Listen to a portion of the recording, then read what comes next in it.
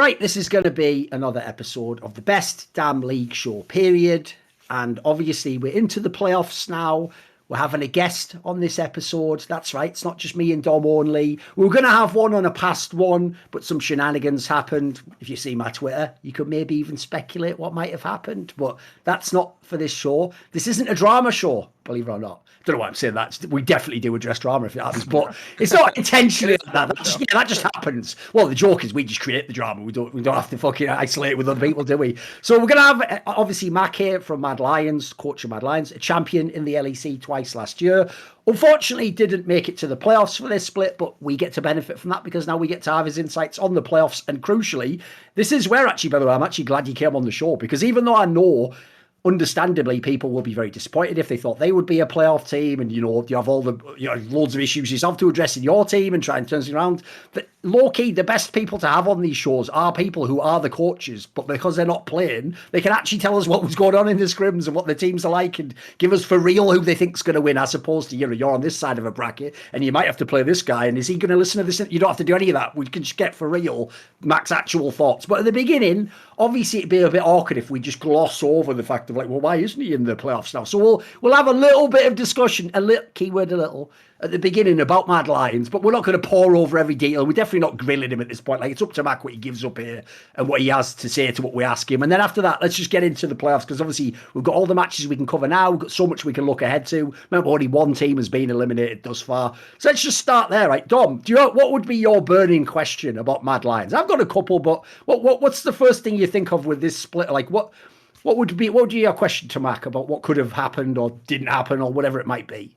I mean, I think it would be a lot about champion select because this is something that we talked about on this show specifically. Was from the outside, we remember like Kaiser and Elyoya having a specific style, and then also like Kaiser specifically was like the Leona guy last split. That's how I viewed him in 2021 summer and spring. Just looking at stats here over the course of the season, he played 26 games on Leona, 65% win rate. It just felt like it was really in his core set of abilities. Like, he did play this split, wasn't like 2 or something mad. It was like, it's pretty small, right? Let me check. Let me check. I'm pretty sure it was 1. It was 1? Yeah, okay. One. Ooh, okay. Yeah, it was only 1 game of Leona this split, and he was playing a lot of things that normally wouldn't be seen as like Kaiser champions. So more of like the mid-range champions. And even from talking to other players on the Crackdown, people would always say, oh, Kaiser's real strength is like all-inning, like finding like 2v2 kills and then like roaming the map and actually getting fights started. So from the outside, we were just questioning why your team had this identity, this split, why you guys kind of went away from all the hard engage and like the meta junglers. Like the Xin Leona was something that we were asking a lot about this split. So that would be my first question. That's a fair question. I think that's a fair question for sure. I think that's something that we like kind of came to the conclusion of later on. I think we had some draft struggles, like trying to make sure that we had everyone playing what they wanted to play at the same time and like having a comp that made sense together sometimes. For like Leona specifically, Kaiser actually just felt that Nautilus was stronger this split, so he played a shit ton of Nautilus. If I remember correctly, like we just felt like Nautilus was a way better blind than Leona. When it comes to jungle picks, I mean, honestly, with draft, I think it's fair that there's some draft criticisms for us because I think we like ping-ponged around trying a lot of different styles. What was the reason behind that? Like, what was the thinking? Because as you're saying, like the most obvious thing most people would say is, as a coach, if you're having like at the midpoint of the split where it's like a little bit dodgy results, usually the go-to move is the band-aid is reduce the champion pools, right? Find like 3 things someone plays and just build everything around that. Whereas it seemed like you guys were very experimental. Yeah. I think I definitely take your point there. I think in hindsight we could probably have specialized a bit earlier on like one play style. I think in the past, and this is like a balancing thing, I've been really concerned about being a like adaptable team, right? I've had teams that specialized super heavily in the past in pick ban, like for example, Mad Lions 2020. During regular season, like we had one identity for the whole year and we played that identity. Like we dove you at level 3, then we dove you at level 6, and then we played as fast as possible and we stacked dragons. And if we couldn't like get those early dives off, frankly, like we weren't that good. And we had a lot of problems when teams like I remember Fnatic and G2 both basically just picked comps where they were like, we're going to slow down the game as much as possible and do something about it. Vertical jungle and stuff like that. Yeah. Or like I remember, G2 like first picking Yuumi against us, or Fnatic even played Senna Thresh against us, and like the whole point was literally just to like stop us from making plays and diving them. And then like we didn't have any depth as a team. So that's something that I think experimenting during the regular season helps a lot with that to try to make you a more varied, more adaptable team. I think in hindsight, with 2 rookies on the roster, it's like more difficult to do like such a high amount of experimentation. And I think around halfway through the split, we stopped experimenting so much. Like I think for the last 9 games, I think we played a much more like structurally similar draft in most of the games. Like we tried to play like more facilitated mid lane champions that had like CC and roaming ability. We tried to have Yoya on something high impact. We tried to have Kaiser on engage, generally speaking. We tried to have Unforgiven on hyper carry. I think there was more of a formula in the last 9 games than there was in the first. The first 9 games were experimented a lot, but that's also because I didn't actually know which style was 100% best for our team. And like, we struggled a lot to transition results from scrims onto stage. And when that happened, like it's really easy to lose confidence and be like, okay, we're going to try a different style and see if that works, right? So the first 9 games, I think we experimented a lot. The second 9 games, I think we specialized a bit more. You mentioned Xin Zhao. I think a lot of our thought process in the split was also try to put El Yoya on stuff that has as much agency as possible, to go and carry the game, to go and be aggressive, to go and invade people. And like that's like naturally much more his style is to be a high resource jungler and a jungler that goes and like messes the enemy jungler up. And like he's damn good at that when he plays Viego. He's damn good at that when he plays Lee Sin. And in like carry jungler metas, like he's insane on that. It's insane at that when he plays like Lilia. Towards the end of the split, I think we went back to stuff that had worked for us in the past. Like we played a volley bear game, I think, as well. Honestly, I think for jungle, like we probably could have played Xin Zhao a bit more. I think in hindsight, I think Xin Zhao was actually a little bit broken, to be honest. But that wasn't our read at the time, so we didn't do it. But honestly, like we played a lot of different styles, and it felt like none of them actually worked that well for us, at least in the mid game. I don't think it's really a draft thing. You know, when you have like when you have 6 or 7 games, when you have a 5k gold lead and you lose like 6 of those games or something, then like there's a problem that isn't draft probably. Right, I have a question, but I want to set it up with some context first, which goes like this, right? People might know I'm obviously quite skeptical, for example, of the play this split of Rika in the mid lane, but I actually less want to ask about Rika and more about sort of the problem of whose shoes he had to fill, because that's the bigger issue to me than what Rika did. Like, it was just his first split. If people don't know, he was a player coming out the RLs that wasn't a ridiculous pickup. He was someone that was touted by people. In fact, I'd just point to that LEC pop quiz video. Almost every single LEC pro picked this guy to be the rookie of the split. They thought he was going to be very good. So I don't think at all that picking him up was unreasonable. But my problem is this. I think it's less what he is doing. Like, as I say, it's a rookie in his first split. The problem I would ask is this. It's what does not having Humanoid, what has that sort of contributed? Because one of the problems when people are in teams is, I mean, it makes for great fodder for talk shows, but you're trying to pick apart like who does what, who is the shot caller, who is the captain of the team, who like stylistically leads the team. Like a classic example would be when G2 went to they got caPs's, if people remember. It wasn't just that they replaced him with Nemesis. Nemesis was a good player, but clearly he had some kind of stylistic impact that wasn't the same that caPs's was. I mean, people even said that was part of why Broxah played differently, and et cetera, et cetera. So my question would more be, what has it been like not having Humanoid? What have the challenges of that been? Because it seems like his entire career, dude, even when he joined Splice, he wasn't just someone people were talking about purely as a mid laner. They were always talking about how he like stylistically impacted the map, how people played around him, etc. So what's been that challenge? Because that must be the tough part, right? Even if you're the champion, you're not actually in Manchester City as an org. You're in one of the orgs where you have to sometimes your best player might get sold and you have to try and re-up, right? Yeah, I mean, I think Humanoid characteristically is an extremely explosive player, and he's always been an explosive player. So like sometimes he would have games where he would just like mega pop off, you know, like you could put him on Akali, and like I don't remember losing that many games on Akali with him. And there's I remember like every calls his shot. Does he ask for the champion? Like, give me this now. What? Sorry. Is he a kind of guy who asks for the champion? Does he say, give me this now and I'll carry? Because he seems like, there's one thing people never mention about this guy. I'll tell you another thing this guy has in comparison with great players is he has that fuck off attitude of sort of like, yeah, I'm mega, who gives a fuck? He doesn't seem like he gets nervous at all, dude. No, yeah. He definitely has a big voice. And like for sure, he has a huge impact on team identity. Like he's the type of player where he will just turn around sometimes and be like, we're doing it this way because I said so. Like, this is how we're playing. And so, like, he kind of forces the team to play around him. And he'll do the same in draft, you know? He'll be like, we are first picking Orianna here because it's broken. and I'm going to carry the game if you pick me Orianna. So fucking pick me Orianna. And like that's the way it is sometimes, right? And so there's a big niche that's that's a big niche to fill, because it's like game philosophy wise, in terms of like when we play fast versus when we play slow, was something that he was very good at managing. It's draft wise, like, you know, he would have really strong opinions on draft of like, no, I'm picking this champion. Like, this is the best champion. First pick with this champ. And finally, wait, what did I say? I said identity, that one, and yeah, like also just general in-game shot calling and like game philosophy, right? So yeah, there's definitely like a big niche there. So it's super different without him, and obviously Rika plays a really different role within the team. As I said, he was much more like naturally he's more of a like push and move facilitator type mid laner, whereas Humanoid was always like a high resource side laning type mid laner. So it's like really different for sure.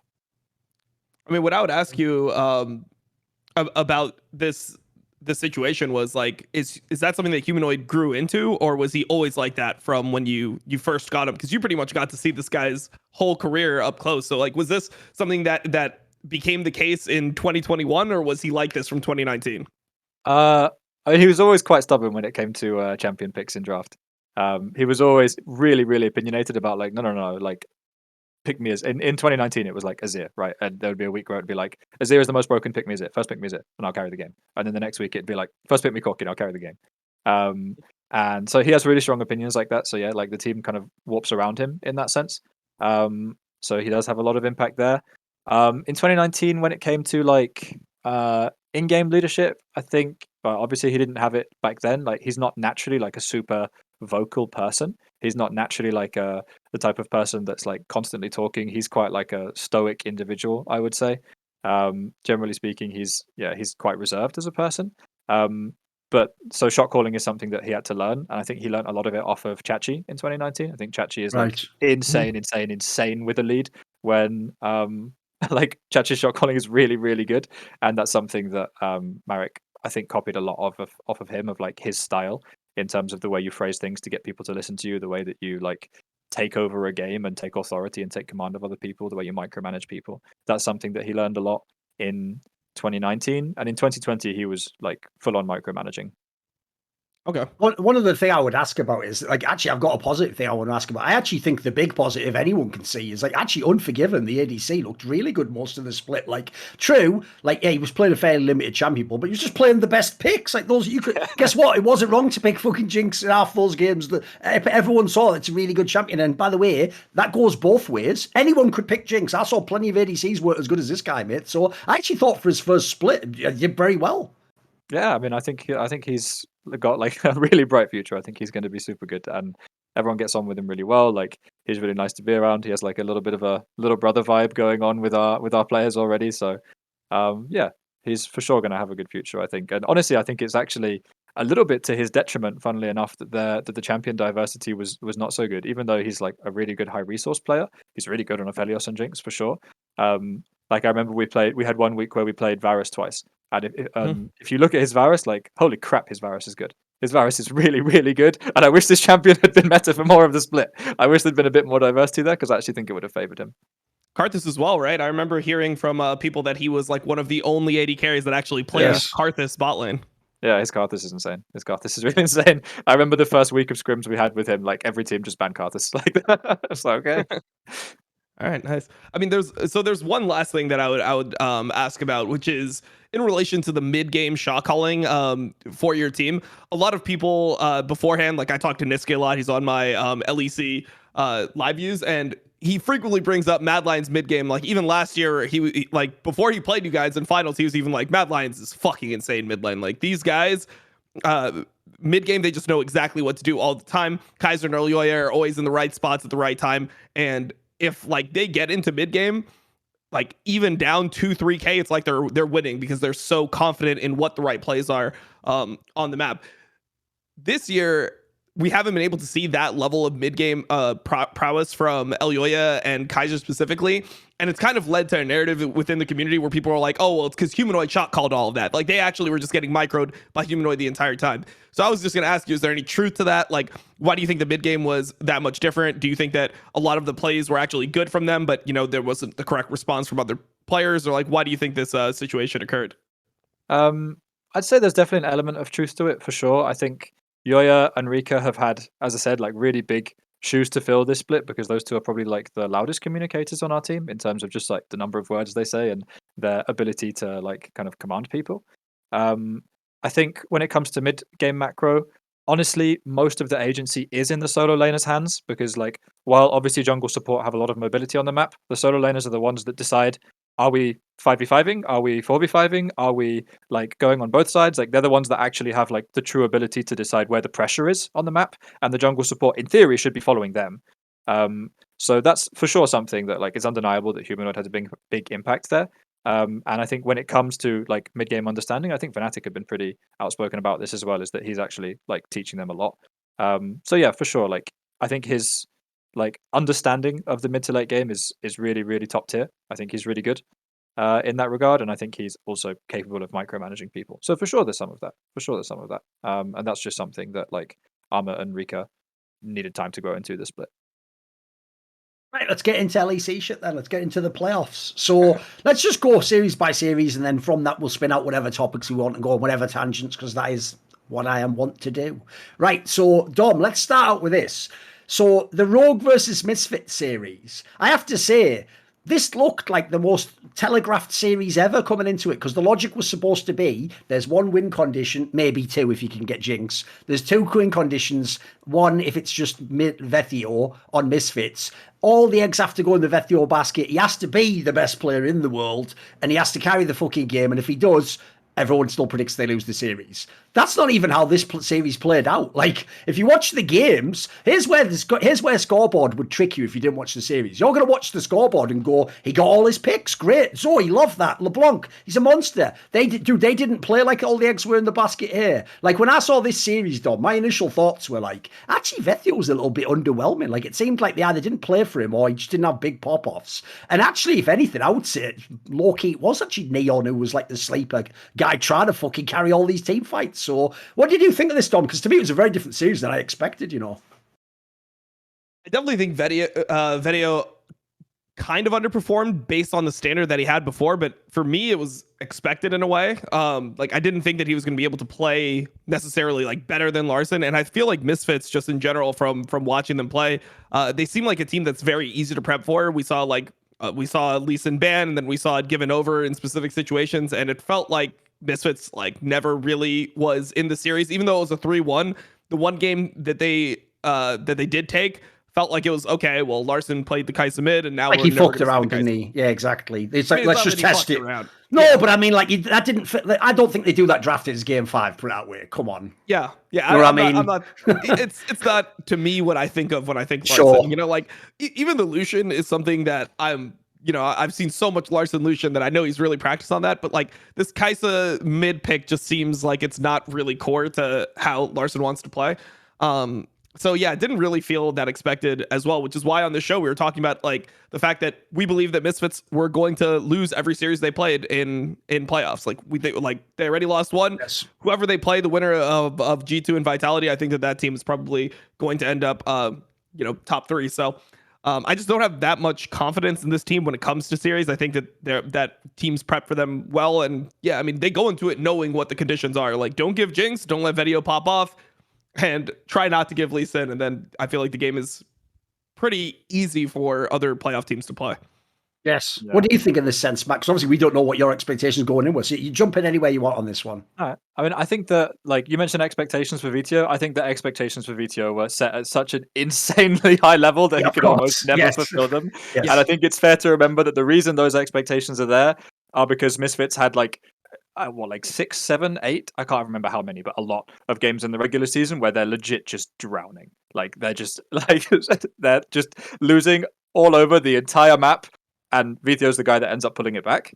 And so, like, obviously, he looks insane in those games, and like then the expectations get set super high. If you're playing against better teams and if you're playing in a best of 5, like it's not realistic to expect to have that kind of comeback potential, especially when teams can scout you properly.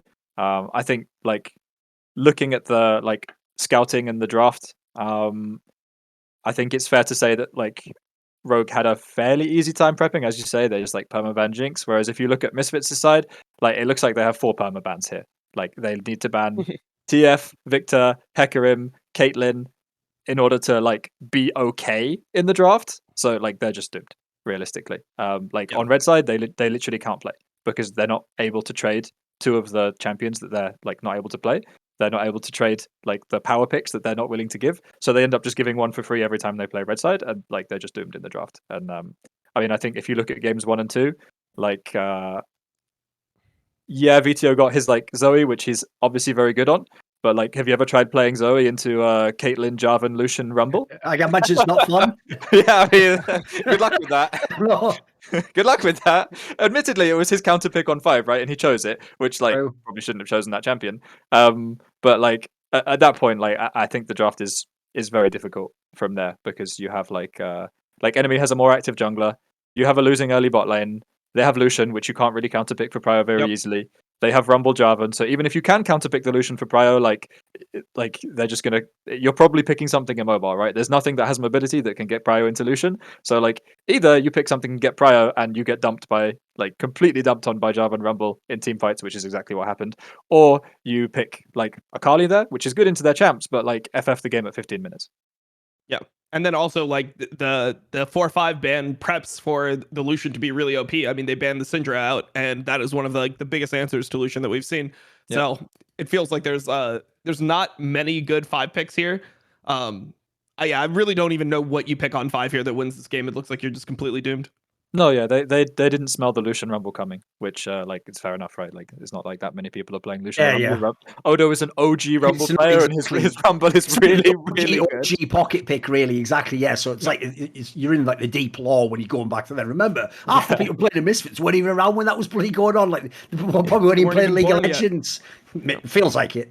But here's the thing, though. Like, first of all, I think that's even an element that's a bit underrated. Even though it is true, yeah, you go back and look over the last year and a half. Like, here's what's weird about people forget the chronology, right? Remember, the first split Rogue had where they were actually insane was summer 2020. And this is what people forget. It was actually the Lucian that fucked Larssen. It was when Nemesis used it against him in the playoffs that they got 3-0'd, if you remember. And after that, though, he picked it up and started playing it. And then it became low-key like his fucking pocket pick. Where, as and then we got fucked by it in the next round. He did absolutely style on you some of those games. No, you see now, though, because here's the funny thing about Larssen, right? This is actually something where years ago when he was first coming into Rogue, right? Because people tried to do this comparison between him and Froggen, just like stylistically in the sort of champions they played. He tried to argue like, no, but I play Akali, which is like, just having one look. Froggen can play a game of Zed, mate, but we're talking like, broad strokes here. But I have to say, like, in the same way as, like you said about the thing before with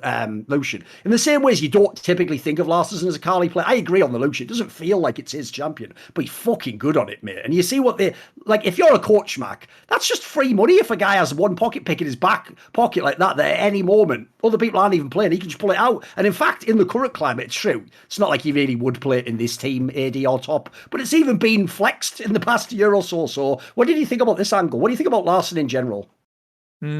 So I mean, starting on Lucian, I think and pocket picks in general, what you mentioned as a coach, like it's always really insane as a coach to have and I actually always ask players this, where like I'll ask them, okay, what is your champion that you can have not played for 6 months and busted out on stage in a game 5? Like, what is that champion? And every player has one. Every player has a champion that's like, this is my champ, and I will always be good on this champ no matter what. And having those champions and knowing what they are and being able to plan around them is super, super, super valuable. Here they managed to get 2 because they got Rumble and they got Lucian, so they're really chilling. So I mean, I think insane draft from Rogue on that side. In general, Larssen, I mean, I think he's a super consistent player. I think he's been, generally speaking, much better in regular season than he has been in playoffs. Sure. I think even he'd admit that. Yeah, and I think when Rogue has gone international, it's been like super rough for them. Honestly, across the board, but for him as well. I don't know how to realistically compare him versus other mid laners. because there is, for me, there's a really big difference between how he plays in playoffs and in regular season. So we'll have to see this split, because I think the split Rogue has a really legitimate chance of winning a championship. I would say that Fnatic is probably favored, but I think they're for sure in there. And to be fair, I mean, it's not like they didn't almost win a championship last year. They almost won a championship last year. But there are key moments there where multiple Rogue players, Larssen included, stumbled when they just shouldn't have, right? I think there's in game 5 against us where we reverse swept. There's he TPs into our jungle and he just gets one shot. The Rise fight. Yeah, the Rise fight. And there are a few too many of those moments in playoff series for me to be really comfortable saying that he's a top mid laner, or that he's a. He's a top mid laner, obviously, right? I know what you mean. Though. You have to prove it. Yeah, you have to get it he's done. He's a championship winning, the best mid laner in the league, right? To say he's that caliber of mid laner, you need to see a few. You need to see not so many of those moments. So I guess he has another shot at proving it this playoffs. But yeah, I mean, in general, I value clutch factor a lot as a coach, and I value players who are I mean, for lack of a better word, I value psychos, right? I like to see a player who's in a situation where if you make one misstep, you lose the game, and you're clicking forwards to the enemy team, towards 5 people to get your one extra auto attack off. That's the type of player that I value. I don't think Larssen is that type of player, but that doesn't mean that he's not a really good piece for Rogue. And I think coming back to Lucian, Lucian is a champion where you can play the early game in a low risk way. You can get your perma push. You can play for your jungler. You can play for the rest of your team, and you can facilitate while being a really consistent DPS threat. And that's a perfect style for Larssen. So I think as a piece for that, he's great. Yeah, I think the hard thing is the next round where he has to play Humanoid, and I've always felt like Humanoid's just had the mental edge over Larssen in series. When I think back to Larssen and Humanoid, the time where I felt like they were the most evenly matched was spring 2021 in that finals, and it just looked like Humanoid just had his number. The Victor Oriana, they just played both sides of the matchup, and it felt like Humanoid just is the guy that counters Larssen stylistically, because Humanoid just plays like there is no jungler all the time, pretty much. He's that type of mid laner, and if you do that perfectly, and Larssen is just respecting you the whole time, and no ganks are coming or anything like that, I feel like Humanoid's normally going to have an edge in that matchup. So I feel like the way that Rogue could win is if Malrong's really on it, and he's punishing whenever Humanoid is fake pressuring and all that stuff.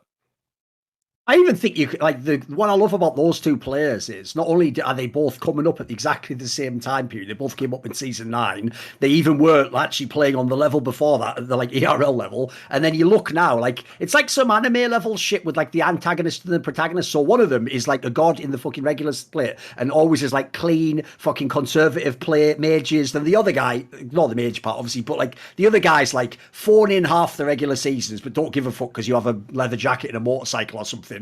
Turn up to the playoffs and go fucking give me my pick. Then what? Fuck it. Is the jungler there? Isn't he? Let's fucking dance with the devil, baby. Yeah, exactly. Doesn't care. Meanwhile, the other guy's bloody hell. Well, I mean, logically, you'd never step forwards constantly if the jungler. So it's almost they're just they're supposed to clash forever. Obviously, they're on some fucking Naruto or Sasuke level shit at this point in time. So it is brilliant for the league. I will say it's why actually, if I was the league, by the way, I would just go ahead and drop this whole G2 versus Fnatic thing. Still, that hasn't been relevant for a while now.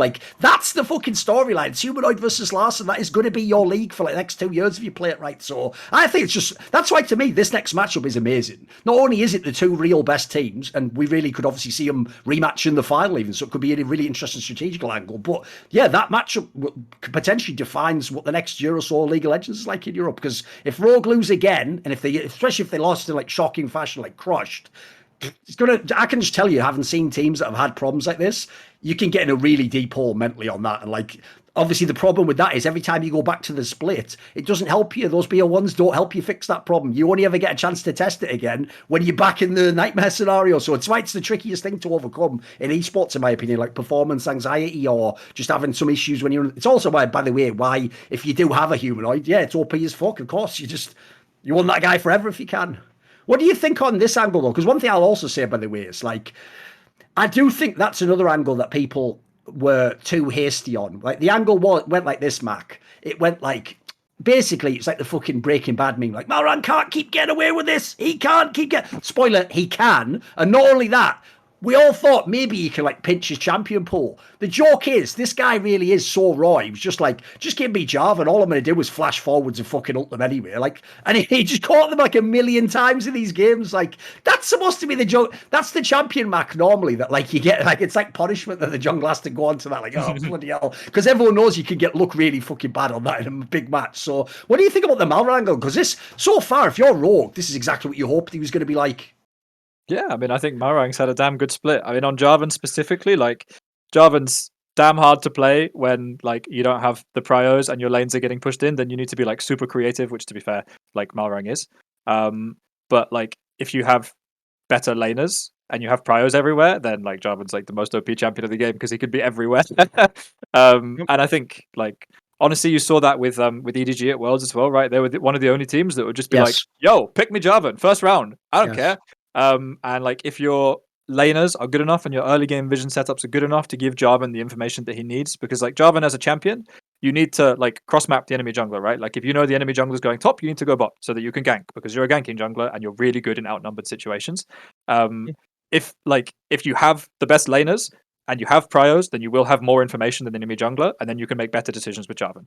Then the second part of it is just team fighting, and like if you look at I mean, I think Malrang had some pretty good team fights as well, but like Jarvan's team fighting is just all about like understanding how to use the ulti, right? Like you saw that like 10,000 times at Worlds where JJ would just find like R into stopwatch, into EQ out, into like Q back in, like, and if you can do those things well, then Jarvan is just like always a good champion.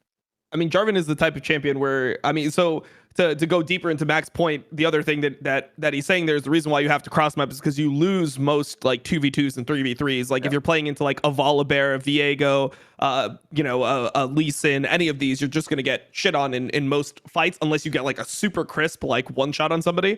You just get out dueled a lot of the time. But yeah, the second thing there about the team fighting, I feel like this is one of the champions that will teach you how to team fight the most as a jungler, because you really have to know like the ranges of your teammates. So many people fall into the trap of like over engaging or going too deep. Flash EQ, you're 10,000 miles away. Yep, we've seen it a million times. The person that immediately jumps into my mind is Dardoch in that split with TSM. That was like a split where he literally only EQ-R'd in. He was 4 screens away from his teams at all points, died instantly. They would always lose. So this is a champion that's actually pretty hard to team fight with, I think, a lot of the time, because the ultimate is like, it's valuable, but its value changes based on situations, like, and how many champions have escapes and flashes and all these things. And being able to like understand your own team's range, but then also understand like the vulnerability of the enemy team is like such a tough balancing act. So I definitely think it was a nuance. Oh, sorry. There's a ton of nuance. And the last thing I wanted to say is like, or just ask you is what did you think about the first strike Jarvan? Because that's a new tech that I haven't seen before. I am not the biggest fan, but I'll let you as a coach speak to it. I have literally no idea like why that's good. I mean, I guess if you can get like, I mean, I don't know. My honest answer is that I don't know. I'm not the best when it comes to like runes and stuff like that, to be really honest with you. Just to finish up on Jarvan, I think that like, the nuance that you're talking about there when learning to team fight is also super present in, like you said, like your combo order, right? Like, as you said, I think like it's so easy to get baited in as Jarvan to thinking that your job is to ulti the backline. And like in so many situations, like if ADC has flash up, for example, your job is not to ulti the backline. Your job is to ulti the front line and to have them sitting there doing nothing while like your backline is hitting them, you know? And I think there's like so many variables, like you said, and so much nuance to the situation that define whether or not it's better to ulti frontline or to ulti backline, that make Jarvan like really, really valuable as a team fighter. I think Malrang did a pretty good job of that. Like there are a lot of JJ-esque flash R combos that he landed in the Misfits series that I think made him look super good on the champ. One of the things that was a storyline of this split Mac went like this, because the rosters it's all the craziest offseason we've ever seen in Europe, because the rosters were completely reinvented, and actually beyond your team, there wasn't even a top team that was keeping the whole core. It was basically you and Rogue, and that's because you didn't choose to have the players leave. All the teams like G2, Fnatic, they had drastic rebuilds, and so it left us in this weird scenario where even when Rogue was undefeated in the split and was the leading team, people were sort of like, but like, Are they actually even better now? Is there just no actual top team in the league? So a lot of people also, like the Malrang thing, just also expect like Rogue's going to fall off, they're not going to be as good, blah, blah, blah. So when we come into this matchup now where they're going to play in the upper bracket final, I was somewhere where all split, I was so sure, like, because I've been tricked by Rogue every fucking split. I can't lie. Yeah, So I was like, four times in a row. Come on, not 4 times. Although to be fair, like the KT thing, right? They're like European KT, you know? Like, Yeah, I will not get exactly. excited about Rogue. Although I will say, to be fair, I think actually last split and the summer split, I actually think I did bail on them then. So I think the one time I think I did bail was that time. But aside from that, I've been tricked loads of times. And I was so sure this split I'm not going to. Because what I was waiting for is this low key, Mac. I was just waiting for either Vitality or Fnatic to just look like good in team fights. And I was like, right, I'm just going to go with them. They're going to, that's going to win out in the playoffs. They've got the better players. The problem is I have been tricked now. Like I can't lie, even before this series, I actually did think like Rogue's going to be different this time. And that series they just played, yes, look, I didn't think the other team could win. But I also thought Rogue played a pretty clean series. I even think, and this is the key detail for me why I'm riding Rogue, is I actually do think that the change of Malrang is way bigger than people are talking about. Because everyone's shadow boxing against the Inspired team. And to me, it's just such a polar opposite jungle style that I actually think this style, it's funny because it used to look like he fit their team perfectly because they did play how he liked to jungle Inspired. But I actually think the other players seem to do way better with Malrang. Like when I see in this series here, for example, like it actually felt like the fact that essentially Malrang and Trimby can score so high for you on the fights means that if you're like Comp and Larssen, this is your dream. You just stand at your little range in your mind that you know the range indicator and you just do your damage. So you just do consistent damage in the team fights and you win the team fight. Like true, this was obviously the easier test. This isn't going to be what Fnatic's like, but I want to get your take on this, Mac. Where are you at on like the potential for Rogue to actually win the LEC? It sounds like obviously you're going with Fnatic at the moment. How do you look at this Rogue contrasted to the past ones though? Because it is clearly a different team. Yeah, I mean, honestly, during the off season, like I was one of the people that thought, like, wait, what? Like, why did they sell Inspired and get Malrang? Like, I was for sure in that camp. I think Inspired is insane at the style that he plays. However, I think it's also fair to say that Malrang brings a lot of proactivity to the team. Like that's obvious because he's a creative player, he's an aggressive player, he's a player that like makes stuff happen on the map. He seems like a bit of a psycho, to be honest, which I like. And I think that pairs super well with Larssen, right? Like everything that we discussed earlier about Larssen, I think it pairs super, super well with him. And obviously, like Larssen and Odo were both a great pairing with Inspired last year because they're such great laners. They're both really good laners. They're both really consistent laners, and they're both willing to just pick Prio champions and play for Prio. And that means that like Inspired gets to invade all the time, which is great. The problem is that then later on, like they slowed down a lot, and honestly, that was a lot of their problem. Was like mid to late game last year where they just slowed down, and now like they're not slowing down because they have Malrang. So I think it's a really good pairing. So for me, I'm in the opposite camp. I'm on the I'm still waiting for the Rogue collapse, and the reason for this is because I still have not. I'm not saying they're gonna win. I still have not seen them battle back from any type of like adversity mid-series, and it feels like the things that they played were extremely practiced. Like when I look at the Jarvan Rumble like Lux combo that they had, it felt like it was very practiced. Like you can tell when everyone knows their trigger, where you see like, okay, they're walking into certain zones, Jarvan ult, Rumble ult on top, like Lux ult while they're in the Rumble and the Jarvan ult. It just looked like they were so precise on how to play these comps. But I want to see, like, for me to think that this team is going to be a championship team, it's like when a series gets dirty and the prep kind of fails and you have to adapt mid-series, how do you actually recover from that mentally when things are not going as planned? And I always feel like Rogue breaks down at that moment when it's like, okay, things are not going the way we expected. Like, what are we going to do? And it just feels like they're like, play safe and like just farm and scale, I guess. Well, I mean, I hope we win. It doesn't feel like they have that player that's going to step up and like carry them through those moments. I don't think it's Odo or Larssen. I think maybe it could be Trimby. I've actually been pretty high on Trimby recently. It seems like he's got more confident in like directing the team, or at least that's how it appears to me. Like when I see them play, it looks like Trimby knows like this is what we should do. Like we're gonna go here, and you could tell that he's the first one in. He's like, you know, putting wards down in the right places. He's trying to make sure that the team stays focused on the next task. So I like to see that, but overall, I'm just like until I ever see them have like a rough series, like go down 2-1 in a series or something and win, I don't think that this team is like good enough to just win cleanly, like 3-0 one of these, like a Fnatic or, you know, a Vitality if they're playing well or something like that. I think that they will always like be close, but not have that championship quality that I'm looking for. I think Trimby's even another factor though, because people are doing that thing where like he was on the team last year, but like, mate, if you took the nameplates off, you'd never know this was the same bloody support player. Like the guy last year looked like what he was, like a rookie that has some mechanics, but it's taking time to integrate with his lane partner. He had a very idiosyncratic lane partner, if people don't know. And also, initially didn't have such great playoff performances. Dude, I know he's only played one series, but the split plus the series he's played so far, Trimby looks like a different player, mate. Like, remember, if you're going against Fnatic, supposedly you're always supposed to be support diff. I don't even know you are much support diff at this point, mate. Like, he looks like the second best support, if anything. He looks really good. And, mate, another thing is, his champion pool is massive. Like, he's playing all the shit that is secretly broken, like the looks, etc. He's got all the normal picks. Like, mate, there's another factor people aren't calculating for Rogue. How do you ban Rogue out? Their champion pools across the board are pretty good. What do you think, Mac, on this topic?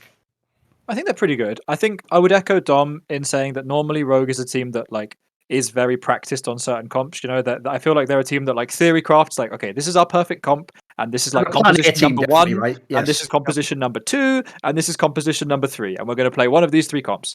And so when it comes to like adapting mid-series, that can be difficult when teams do start like figuring them out. That being said, they have really broad champion pools, right? Like I think there's 2 ways to look at it when you go up against Fnatic. Like what you said, Dom, which is that like when stuff gets like really dirty, it gets super chaotic, it gets into the thick of it. Like, are you going to back a team with and like Larssen and Trimby versus a team with Humanoid and Hylissang to deliver in super chaotic moments? In super chaotic moments, in super high pressure moments, I would take the Fnatic side of that. Oh, 100%.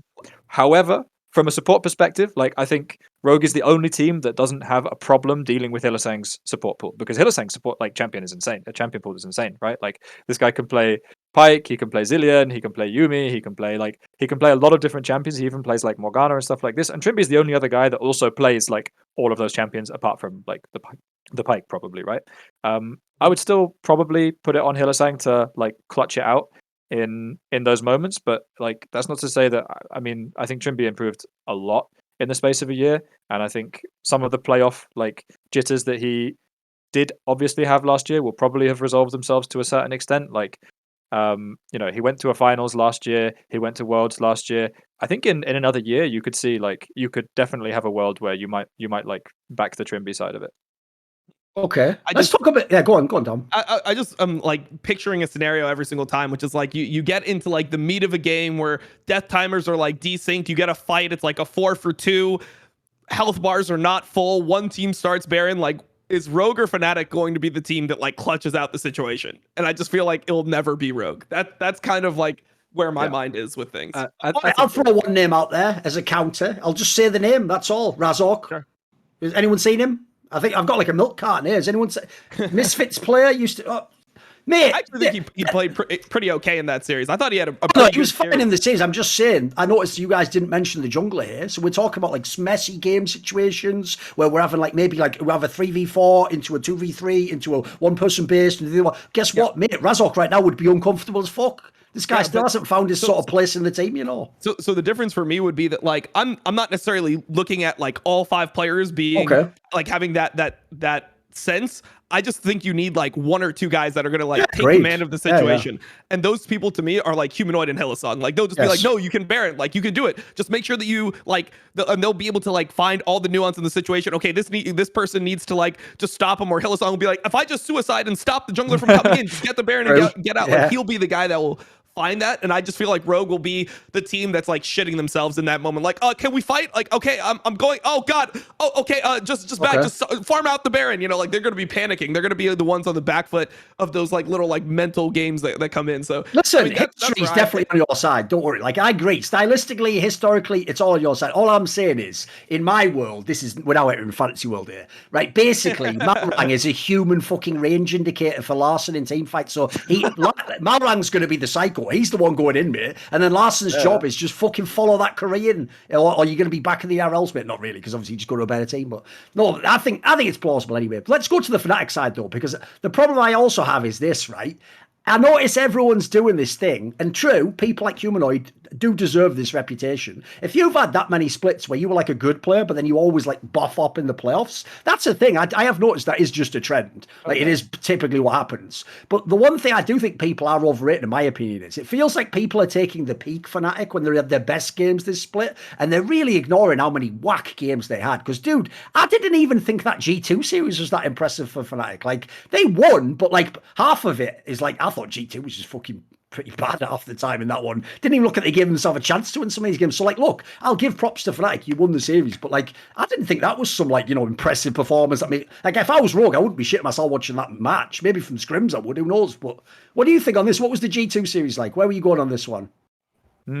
I felt it was pretty messy. I think Fnatic had a lot of like weird situations, and like you mentioned Razork earlier, I think that he was a little bit of a criminal in that series a couple of times. Like there were some really random moments where he's just like flipping a dragon 1v4, and you're like, Razork, what are you doing? And I think, I mean, if I remember correctly, they were down like quite heavily in a lot of the early games. I think Fnatic was down like 2 or 3k multiple times at 15, and then just like won the game. The problem is that like their team fighting is way better. Their objective setup is way better. Their tempo understanding is way better. Like I think looking at like the nuance and the structure of the mid game, like they're obviously a cut above a lot of the other teams in the LEC.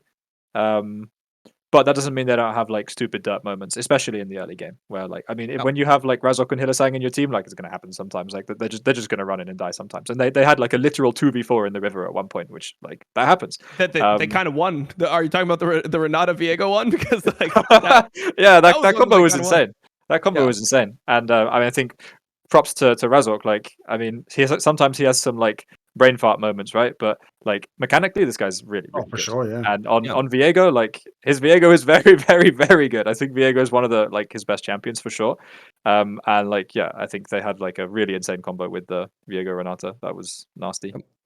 I think teams are going to probably be banning Renata against them for the foreseeable future. It seems like that's what it devolved into this series, and it just feels like Hilly has a better mind about Renata. I think that maybe like an Vitality versus Fnatic series could be interesting, because it seems like on the other side of it, Vitality also plays Renata, and they have their like Renata Olaf thing that they do that seems like it's pretty synergistic as well. Yeah. So I think that could be interesting if we ever get there in this series. But one thing I will say about the Fnatic G2 series is like when Hylissang is arguably your worst player in the series, I'm pretty okay with it, because you know like Hylissang's gonna have those. Like he had that 0-9 Nautilus game where he just ran it down mercilessly from the start of the game until the finish of the game. Like every point of the game he was inting. But I'm just so okay with that at this point for Hylissang. It's just the duality of Hylissang, isn't it? It's like there's either the MVP performance or there's like you should be fired for that. You know, there's just in a way. It just doesn't bother me. It's like if you watch enough Hylissang, you just love it. It's like it's almost like, oh man, like he's ending this game just so he can pop off the next one. He just wants to extend the series or something, just so he can beat like their ass for like 4 games instead of just 3. So you know, But two things I'd like to bring up. Firstly, on Hylissang, like, yeah, he has some dirt moments, but like throughout the split, like he's had some insanely intelligent moments. Like I remember we played a game against them when he hid a goddamn ward on top of a control ward or something. Like I think he hid a control ward under a normal ward on the Nash, and we thought we'd swept it, and it was just sitting there. And we were like, dude, and like stuff like that. So the whole Fnatic team backs while we're like sitting around the Nash waiting for them to come in. Like they're gonna come in any moment now while they have full vision of the Nash. And then like obviously we like the map state is just doomed and we lose the game after that. Or like things where he has like literally like I can see on the map that he's micromanaging his jungler, being like, this ward is going to time out in 3 seconds. 1, 2, 3. Okay, now we gank. Stuff like this. Like he's so intelligent. There are some really amazing plays that he's made on that, like on that front, which are like things that go under the radar sometimes. But I think there are few other players with like the like presence of mind to do things like that, which is a big point in his favor. So there are for sure intangibles that he's bringing, even when he's derping sometimes. I think the other point to mention with G2 Fnatic is like, again, like looking at the drafts, like they're so one-sided in terms of like the bans that Fnatic is, like the bans that G2 is forced into. Like again, they legit have locked bans. Like they have TF, Caitlyn, Zeri, and Jinx. There are like 4 champions that they desperately want to ban every single game. And again, like they can't trade any of these champions. Like they're saying straight up on blue side, we can't first pick TF, we can't first pick Zeri, and we can't first pick Caitlyn. So like what are Fnatic's locked bans on red? Jinx. Like they literally have to invest 3 bans to get you to ban 1 champion, and then Fnatic can do whatever they want. Like they choose to ban Hecarim aside from that. And then they have like a Lucian ban, which like I don't even know if it does that much, frankly. I guess it's so that Humanoid can play LeBlanc. But like when you have the bot lane like that happening to the bot lane and their bot lane still getting smacked, like they're investing so many bans into bot lane and they're still getting smacked every early game, and you then have Humanoid just being like, pick me LeBlanc 1-2, and looking that good, like I think that speaks to a huge gap between the teams in terms of their like depth, their ability to adapt, their champion pools, like their laning phases on the bot lane. Like I think there was a big gap in that sense, even if some of the Fnatic early games were mega sloppy. Yeah, the Fnatic early games were sloppy, but it's like one of those things where when Humanoid just monster ints like a fight. So for example, they got solo killed a couple times in the series. In game 4, they were playing the Zilean, and you see like Hillsong double bomb, have nothing left, and just walk into the enemy team and just start auto attacking on Zilean, and he just dies level 2. It's like he's so smart that you question whether he's too smart that you don't even understand like why he's inting. It's like was this like Yes. was this good in some way? Like it makes you question your own game watching Hillsong play. So yeah, no, players for sure feel that as well. You know, like when Hillsong walks forward, people are like, "What is he doing? Like, am I about to die or am I about to kill him? Like, I don't know which." It's literally like coin flip. We basically had the same scenario. That's actually how I often describe it in my game CSGO, right? Because the best player in CSGO is simple. Believe it or not, before he was considered the consensus best, he used to actually be criticised by analysts along exactly these lines. People would be like, okay, he might be like the more skilled player, but, you know, some of his decision-making is questionable. And the joke is, like, he didn't, like, do what we're telling him, which is, like, you know, like, play more meta and how you know, the correct way, like a coach would say, you know. The joke is he just kept pushing his style, but because he became even better at the game, now it's the opposite way around. Now we're the ones having to figure out, like, fuck, actually, that doesn't make any sense what he did, so why are we wrong? Why is our like meta conception of the game wrong? Because actually, this is the key point I learned though. It's like it's only wrong for the rest of us. For the guys who are like aliens from another planet, like these guys, it's the right player for them. It would be the wrong player for us. That's the distinction I've learned. Is like the problem is like this, Mac. Even if that is an amazing player the guy makes, you can't coach that. You can't tell another support like, right, here's how you're going to know that. It's like, no, if anything, mate, stay away from all that shit. Just stick to the A, B, and C's. We'll worry about that stuff. That's the PhD course. You're not ready for that yet. Like you've got to get through you've got to graduate before we can get to that point in time. Right, let's flip it over, because one thing I want to talk about, it's a topic we've also discussed a lot on this show, going week to week to week, and I feel like this is the perfect moment for it, because I can't believe there's still people, Mac, I want to get your take on this, who think it's just fine that like caPs's is just a good player in League of Legends now. Like you were just saying there yourself, effectively, Humanoid styled on caPs's in a fucking playoff series. Oh, yeah. That would be inconceivable in past years. Like the premise should be, if we hadn't have seen this for the last like year and a half or so of caPs's, people would be saying the Vethio story. It'd be like, right, well, if caPs's pops off though, your G2 could win the series, and then let's see, but I don't think people even really expect it. And in fact, the thing I found very shocking was the number of people who are in the scene where, because they respect him, their take's sort of like, he's fine. It's good. It's like, but he was probably doing the right thing because he's caPs's. Is kind of the but you know, to me, it's like, but dude, it's caPs's. Like, he's supposed to be a monster. Remember, he was supposed to be a transcendental player. He was like I even used to say he was the only Western player for me in like 2020 that like I actually thought was as good as the best Asian players. Like you fought him in a game with fucking Showmaker BDD. He'll compete. He'll have a chance, you know. So what do you think? Are we off? Are we not seeing something? Because to me, it's not even just performance. Like his champion pool is alien to me. I don't know where this has come from. The joke is Humanoid's playing the bloody champions. I would expect caPs's to be on. You know, it's like he's become some sort of mage player. If you look at any interviews in the last year or so, he mirrors all these sentiments, by the way. He always keeps saying these weird comments, like vague things about how he's sort of like changed his decision making and how he's involved as a player. Where are you at on this topic? I want to get your thoughts. Okay, I mean, I think there's 2 assumptions that are worth like just like checking in with there. First one is that I think, like, let's be realistic, Humanoid's just the best, and like for me, it's not close. I don't think it's close between like the second, like Humanoid and the second place mid laner. I don't think it's close. So like that's the hardest matchup for sure. And Humanoid's actually always been true. Good Yeah, that's a good point. Like there are individual matchups between players. I think I remember Humanoid's first ever game in the LEC, solo kill caPs's. Like it happens, and like he's always been good against caPs's. That's true. Yeah, even from the Spice days. Yeah. On caPs's historically, I think if you look at him like competing versus internationals, obviously he can compete versus like a lot of the good international teams, and like I don't want to take away from how insane he was on Fnatic in 2018, G2 in 2019. But then you look at him versus like the best of the best of the best, and like some of that is team stuff because I think the Asian teams play mid 2v2 or mid 3v3 with support jungle way better than Western teams. But like I think if I remember correctly, in both of the finals, world finals, like caPs's was like getting completely destroyed. I think by Rookie and Doinby, he wasn't there. Yeah, I think it's Like, fair. Yeah. there was like a big narrative coming into the especially to 20. Well, actually, on both teams, caPs's was like the central piece, right? And the big narrative was that he was going to be the guy that was going to like carry to finals, or, like carry the world final, and like he just didn't. He wasn't even like close in those series. Like there was a big gap between him and the Eastern mid laners there. On him right now, I mean, I for sure think it's weird because when you look at like G2 as a roster, you think like, okay, you have a rookie bot lane who like are obviously going to play low econ. They've obviously been playing low econ the entire split. You have Jankos, who's a supportive jungler, and then you have Broken Blade, who's going to be carrying. So you're assuming that you're playing like a solo lane carry oriented team. And like, for example, I think that, you know, in spite of what I just said, I think caPs's like Irelia, for example, is like insane. Like, holy moly, he's good on Irelia. And like when you have a player like that, it's weird to me that he's playing so many facilitators, right? Like this team has been first picking Rise, they've been playing Ari, they've been seems like they've Karma. decided that's his identity in this particular lineup, right? It seems like that's the case, which is strange.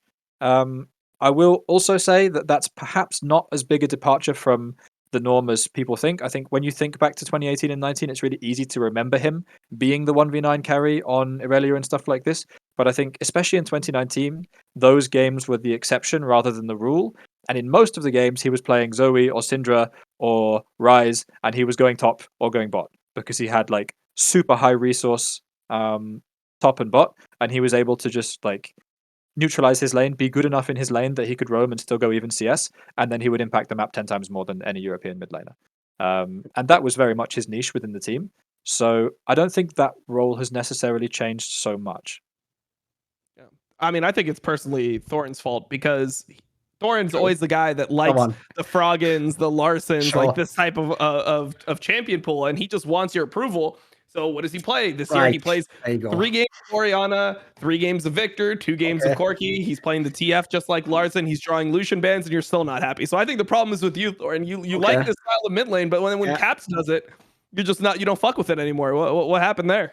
Thing is, though, I could even use that as a way to highlight how different a player he has been in terms of impact. Right? Think of this, right? Imagine I did want a player to just pop off in a series. I'll have Humanoid or Vethio. Now imagine I wanted a player to play the mage style and concept. Oh, I'll take Larssen. Oh, well, what about if I wanted someone clutch who's a veteran? Well, I've got perks, so why do I need caPs's again?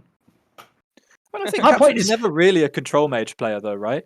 Like, no, I'm saying if I did now, like even if I take who he is now as a player, I don't think he's the best at it. You know, I would take Larssen as better. Not in the playoffs, maybe, sure. Yeah. I mean, I think when you hire caPs's, you're hiring either an assassin player, like he used to be really good on LeBlanc, Akali, Irelia. He doesn't play them so much anymore. I'm pretty sure he can still play them. Or like Rise, Zoe, Syndra, like early push and roam champions. And I think like that's more his niche than anything else. I don't think control mages were ever really his niche, to be fair. Sure. Yeah, except for like I guess 2020 summer where he was just playing. This is like when he was building a Soul Stealer on like Syndra every game and like and Orianna. And that was, by the way, trying to his cleanest split. If people don't remember, that was one where he was actually like he was almost no craps in that one. He was fucking amazing in that one. I remember that was a very good one. Right, what about this then? The other thing I want to ask about is on the G2 side. Right, realistically, what does this actually like coming into the playoffs, Mac? And I was reading a lot of interviews and listening to a lot of the players and seeing where they're at, and it sounds like.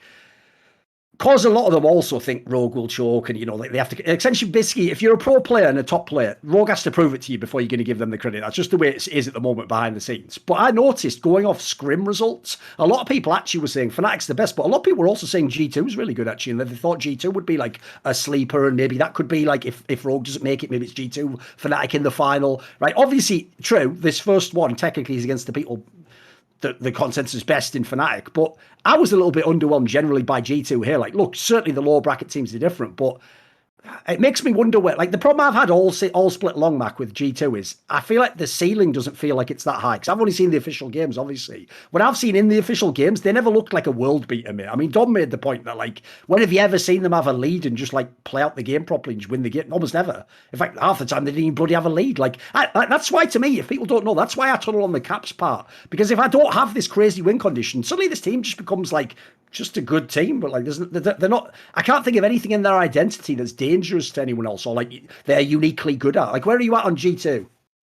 I would be fairly close to that evaluation. I think. I don't think that they're a team where you look at them and like when you draft against a team, the worst thing is to be like, fuck, I can't give this guy Camille on top lane. I can't give him LeBlanc on mid lane. And I can't give him Zeri or Jinx or Aphelios on bot lane. Like, I don't feel that with G2.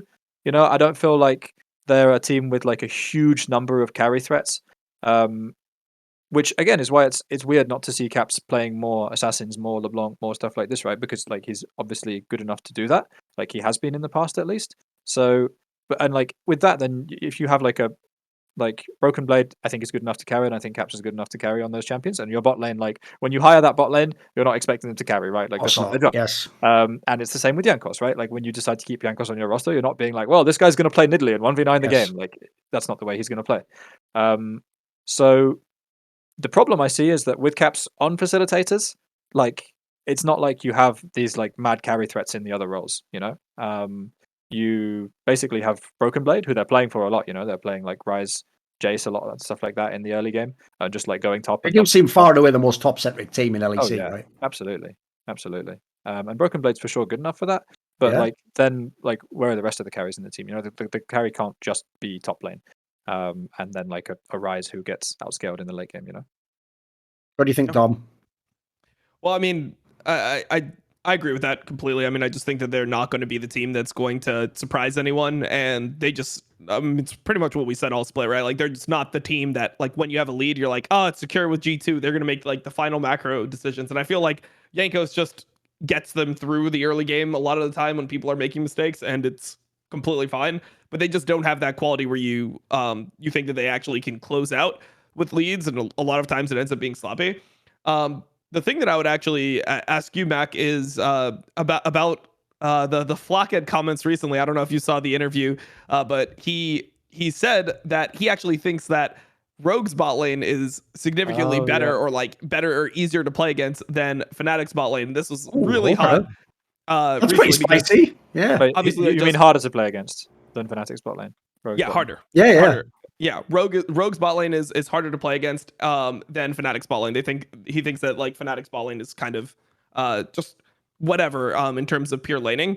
And to me, this makes sense when you look at like how they just laned into G2. Like I'm like, okay, well they were getting completely shit stomped by Rogue, and then they played into Fnatic. When G2 was playing into Fnatic, they were okay in the lane. Like they had some lanes where they even got solo kills. So from his perspective, he's like, oh, I can actually kill these guys, and the other guys are just shitting on us the whole time. So I can see where he's coming from, but I just wanted your take on it because I think it's so hot in the community right now while we're on G2.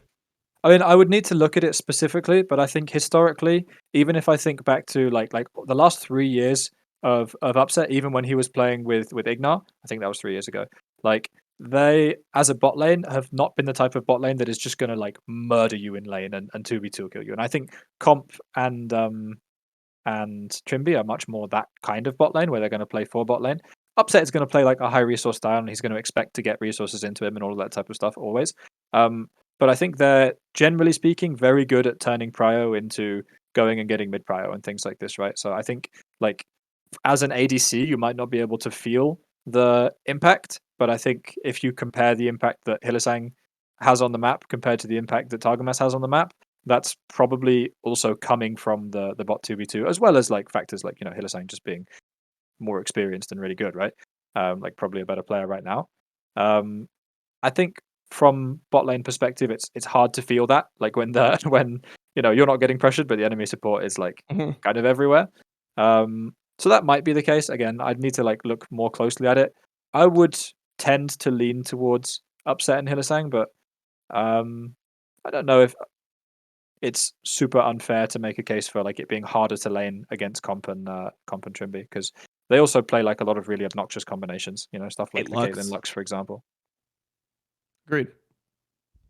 What did you actually think of that, Dom? Did you find it too spicy? Because he was saying, you can see the angle, right? I think it makes sense for him to say that. Like, you got to realize that it's not from the perspective of he's like watching every single Fnatic game the way we are and seeing like everything that Fnatic's bot lane is doing permanently to all these other bot lanes. He's gonna load into the game and just take it at face value. How does it feel to play against them? And when he sees Hillsong die 9 times in a game and he's like solo killing bot lane on cooldown, they win a game because of it. He's gonna be like, oh, this guy is like not as good as the guy that was just fisting us under a turret for 25 minutes. So I think that the perspective makes sense. It just feels like the way that the community sees it is like that Flockhead didn't say that. They're like, they think that Flockhead is like Thorin saying that. Like, it's just a completely different thing. It's not like somebody who's purely observing the game. It's somebody who's in the game actually playing it. So I feel like that was like missed in a lot of the discussion around it. And it was just really high. He was taking a lot of shit for it because obviously Fnatic has a lot of fans, and it seems like a slight against their. And it's just that they have the best bot lane. If it feels easier to play against someone, it feels easier to play against someone. Like, that's not his fault. Yeah. I'll also say as well, from knowing a lot of pros in many different games, that's actually also one of the hardest things to disagree with them, because since you don't know what the experience of actually playing, the term people always use is the best way to describe it is how much resistance do you feel when you play, you lane against that person, you fight against that person. Because the problem people don't get is, I'll give a quick analogy. If anyone's ever watched an MMA fight like the UFC, the same thing, a perfect phenomenon example happens like that, right? Which is, say you're actually one of the fighters, right? From the outside, it might look like, oh, it was a pretty even fight. You were in there. You maybe could have beaten him. But maybe what you're not seeing as the outside person is maybe the other fighter just always landed like a surprising jab, like a very small punch just over and over on the other guy. That actually might mean the other guy might feel like he was just getting fucked up all night long. Like, fuck, I never could get in a position. He was always throwing me off. I could never time it. Like, that to him might suddenly seem like the most important metric. And he was like, I didn't have control of that fight. Whereas as a neutral observer, you might just be like, I was back and forth. He was doing this, because you don't know what the feeling of that punch is like, or what the expectation is, or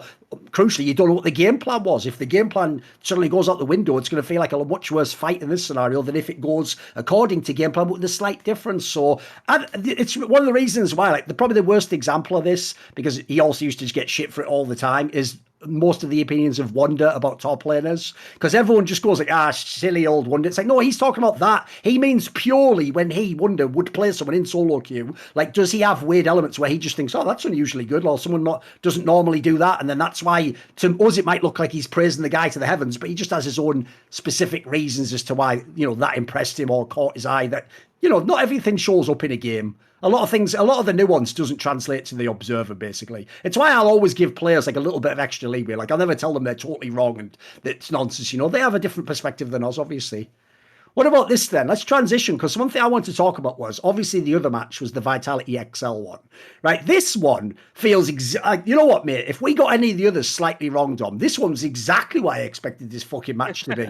I absolutely expected this to be a fucking terrible, messy series all over the place. And if I'd have actually known who wins the games in what order, if you'd have told me XL goes up in the series, I'd like to do another mortgage on my house and bet on a team called Vitality, please. Like, give me a break. Like, dude, the second they went up 2-1, it's like I was just watching the player cam of Marcoon the whole time. I was going to break. Fuck, any second now. Any shit. No. Like, I felt like this was the most inevitable result ever. It's like XL could have won the series, maybe should have, were in position to, had the leads, and got their champions in certain games. But if you have to play a whole 5 games, I have a thing I always say in CSGO when I'm an analyst. I say the number one mistake you can ever make is if you're actually about to upset, like on paper, someone who's a greater player than you, a champion, is you never let them hang around. Because what will happen then is they might just wake up one day, one game, one moment, and then it's over. You have to, if you ever have them and so you have the advantage, you have to just crush them immediately. It has to be over. There can't be a game 5 where you're thinking about it and you, oh bloody hell, and then you're looking over and you're seeing bloody Perks is over there and he's going like he's like smiling. He's like adding another game 4 win. Like,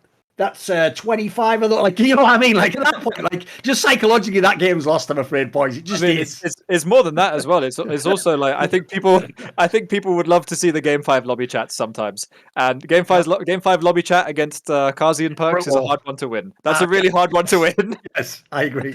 I can just imagine just being in there and then, like you just get into Game 5, you're sweating, and then Perks is like, "Well, you had a great series." Like that's just Exactly. the thing that he types. Yeah. You're like, "All right, well, we're fucked." Like, yeah, it's literally stuff like that. It's literally stuff like that. So what do you think then? Well, we can start anywhere on this one. Where are we going with these teams? Oof. So for me, one thing that was surprising, I want to hear what Mac's opinion is on this. What do you think about them giving Jinx to XL in 4 games? Because I was really surprised. I thought that this was one of the most clear-cut things that you would try to like hamstring XL by doing, is taking away the Jinx from Patrick, because he's been probably their best player. Or at least their best carry player so far this split, but they just ended up getting it 4 games in a row, and I thought that might actually have been a decision that could have lost them the series. Where do you come down on that? Yeah, I mean, like on a draft perspective, it looks super weird. But like actually, what was happening in game is that like XL's bot lane was getting completely smacked. They were down like 20 CS every single game against the Aphelios, and I mean, credit to Kazi, honestly. Like, I mean, I'm obviously not his historical champion, though. Everyone used to say he can't play it, right? So fair play. You got to give it up to him. Yeah, respect. Yeah. Exactly. He definitely showed up more, for sure. So, I mean, I think that they're like, after you've done it once, and a lot of the time this is something that you'll do in a draft, right? You'll be like, okay, it's game 1. Let's like spit in their faces a bit. Let's give him his favorite champion, and then if he loses, then like maybe they get like really shaken by it, and they give us Jinx next game, and like we're confident that we're going to win if we get Jinx. So like I think giving them Jinx game 1 can give like a huge mental edge, and then if you beat them with Aphelios into Jinx, then you know you can play it the whole series, because like the mental edge is there for sure. And like I mean, maybe it's something they felt like they didn't have space to ban, right? I mean, looking at the drafts, I think I mean there's clearly like Vitality kind of figuring out what they can do on the ADC side, right? Like in the first one, they let they gave them Jinx and let Xayah drop all the way, like ADC drop all the way to 4, and then took it. In the second game, they tried to see if they could play Zeri into Jinx, and they lost with that, and then they started banning the Zeri, right? So there's like a feeling out process going on there for sure. And once they found their answer in Aphelios, they were like, okay, well, we stick with this. This works. Which, I mean, yeah, respect for that. I think it's like good adaptation over the course of the series. Yep. I mean, I think the biggest problem for me is not necessarily just the laning. It just feels like Jinx is one of those champions where it's like no matter how far you're ahead, it can always have this moment where it carries the whole game. And it just feels like that was something that XL did throughout the season. So I think definitely a risky one against Patrick. Yeah, it's definitely a risky one for me too. So that was just something that stood out to me. But also, it just feels like Vitality they've been the same team the entire split. I was expecting them to like, clean up this jungle and support situation. I wasn't really expecting it, but I was hoping. Those 2 players were fucking criminal in this series, Dom. That was some fucking outrageous players by those guys. I mean, I think Selfmade like eventually got into it and he like started playing really well, but for me, like, I just don't know what it is. Like, are they just like opposite magnets or something? Why can they never be together no matter what happens on Vitality? Because both of them you think are insane players, and I keep on, I don't know. I'm like you with Rogue, with Labrov, where I always just get baited by his solo queue. I just look at it. I'm like, come on, he has to be at least like pretty good if he's 1900 LP. Like, this is kind of fucking insane. When do you see support players smurf this hard? And then every single time I'm always disappointed. I don't know. I feel like you need to know. Down for all of eternity. I had a tweet exactly along these lines. I just tweeted yesterday, like Labrov basically proves that there's close to fuck all like relation between being ranked 1 in solo queue and being a top pro player. Because unfortunately, like you say, that's where all his hype's come from. People don't know, when this guy came out of the RLs, people expected he could be a monster. Like, you looked at his skills, it's like, this guy could be very strong. In fact, the joke is he had more hype than people like Kai'Sa did potentially coming into LEC. But you look now, like. I can't hate on his raw mechanics. Sometimes he pulls off a play that looks good, but like, dude, bear in mind he's a support in the era when supports roam. It doesn't look like he has any clue like what he's doing. Mac, what are we not seeing here? Is there something off? Because to me, that's the one player that I think doesn't fit their team at all. Like, I even get the vibe like maybe in a different team he'd be good, but in this one it just doesn't work for me. What do you think of the Labrov situation? I mean, you might have a point. I mean, I think like when you scrim against them, like Labrov always looks good, actually. Oh, Smurfs. Fucking hell. Like, mechanically, he looks fucking good in scrims. Right. I think Oh no. I think maybe you've got a point about Vitality. I mean, I will say that like this is the only good team that he's ever been on, right? In the LEC, he's literally spent his entire career on Vitality, and like it takes a while to get used to that. This is like, wait, is this his first playoffs? No, second playoffs, I think, right? Because they made it with Yeah, they made it with the Melitza lineup, I believe. That's right.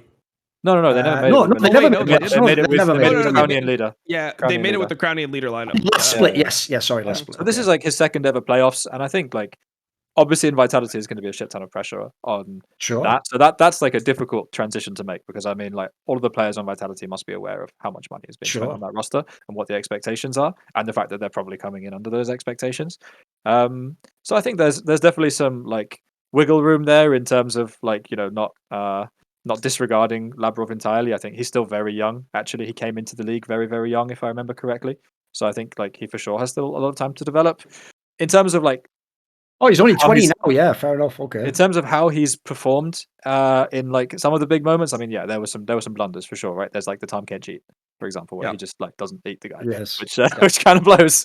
So yeah, for sure. I think when it comes to like jungle support synergy, that's a tough one. That's an area in which Selfmade has always been like, you know, I don't think his jungle support synergy has been good with any of his supports. No. Like, and he had Hylissang for fuck's sake. Yeah, and like with Hylissang, Fnatic was like permanently bluffing, you know? Like you would think that jungle support were about to dive you on top T2, where Selfmade, he's farming Grump. Like that's the way that he's always played.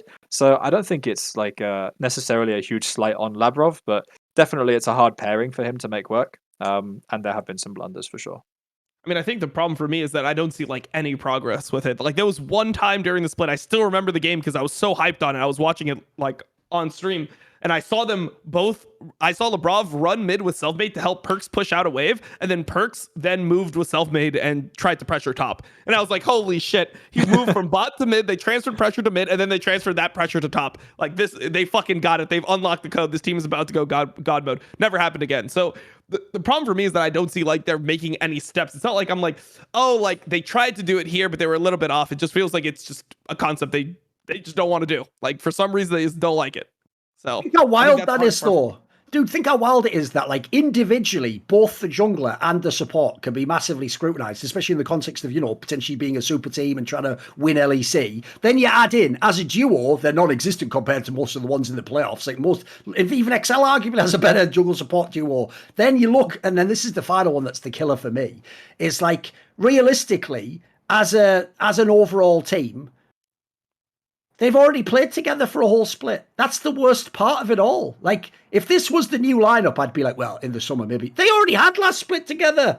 Like, what's going to change? Like, these two players, like, this reminds me of the conversation earlier about, like, playing styles being different and people having, like, a different philosophy. These two players don't seem to have the same vision of the game. In fact, they seem to have very different ones. And I don't even know if they have the same vision as the rest of their team. Here's the one upside I'll give for Vitality, right? So one thing people love to do, I'm sure you'll appreciate this, Mac, coming from a team where you've had to sometimes pick up rookies and players that you have to make like the smart move. You can't just pick the best player and say, join my team, right? When you're like, there's a famous saying they have in football. It comes from Johan Cruyff, the legendary Dutch player who's also a manager, right? He said, it's a great line to have. He said, I've never seen a bag of money score a goal. Because what you do with that philosophy is you tell your players, like, it's not just about like how good they're, you know, it's about how we play and the tactics. But I'll tell you what, it's true.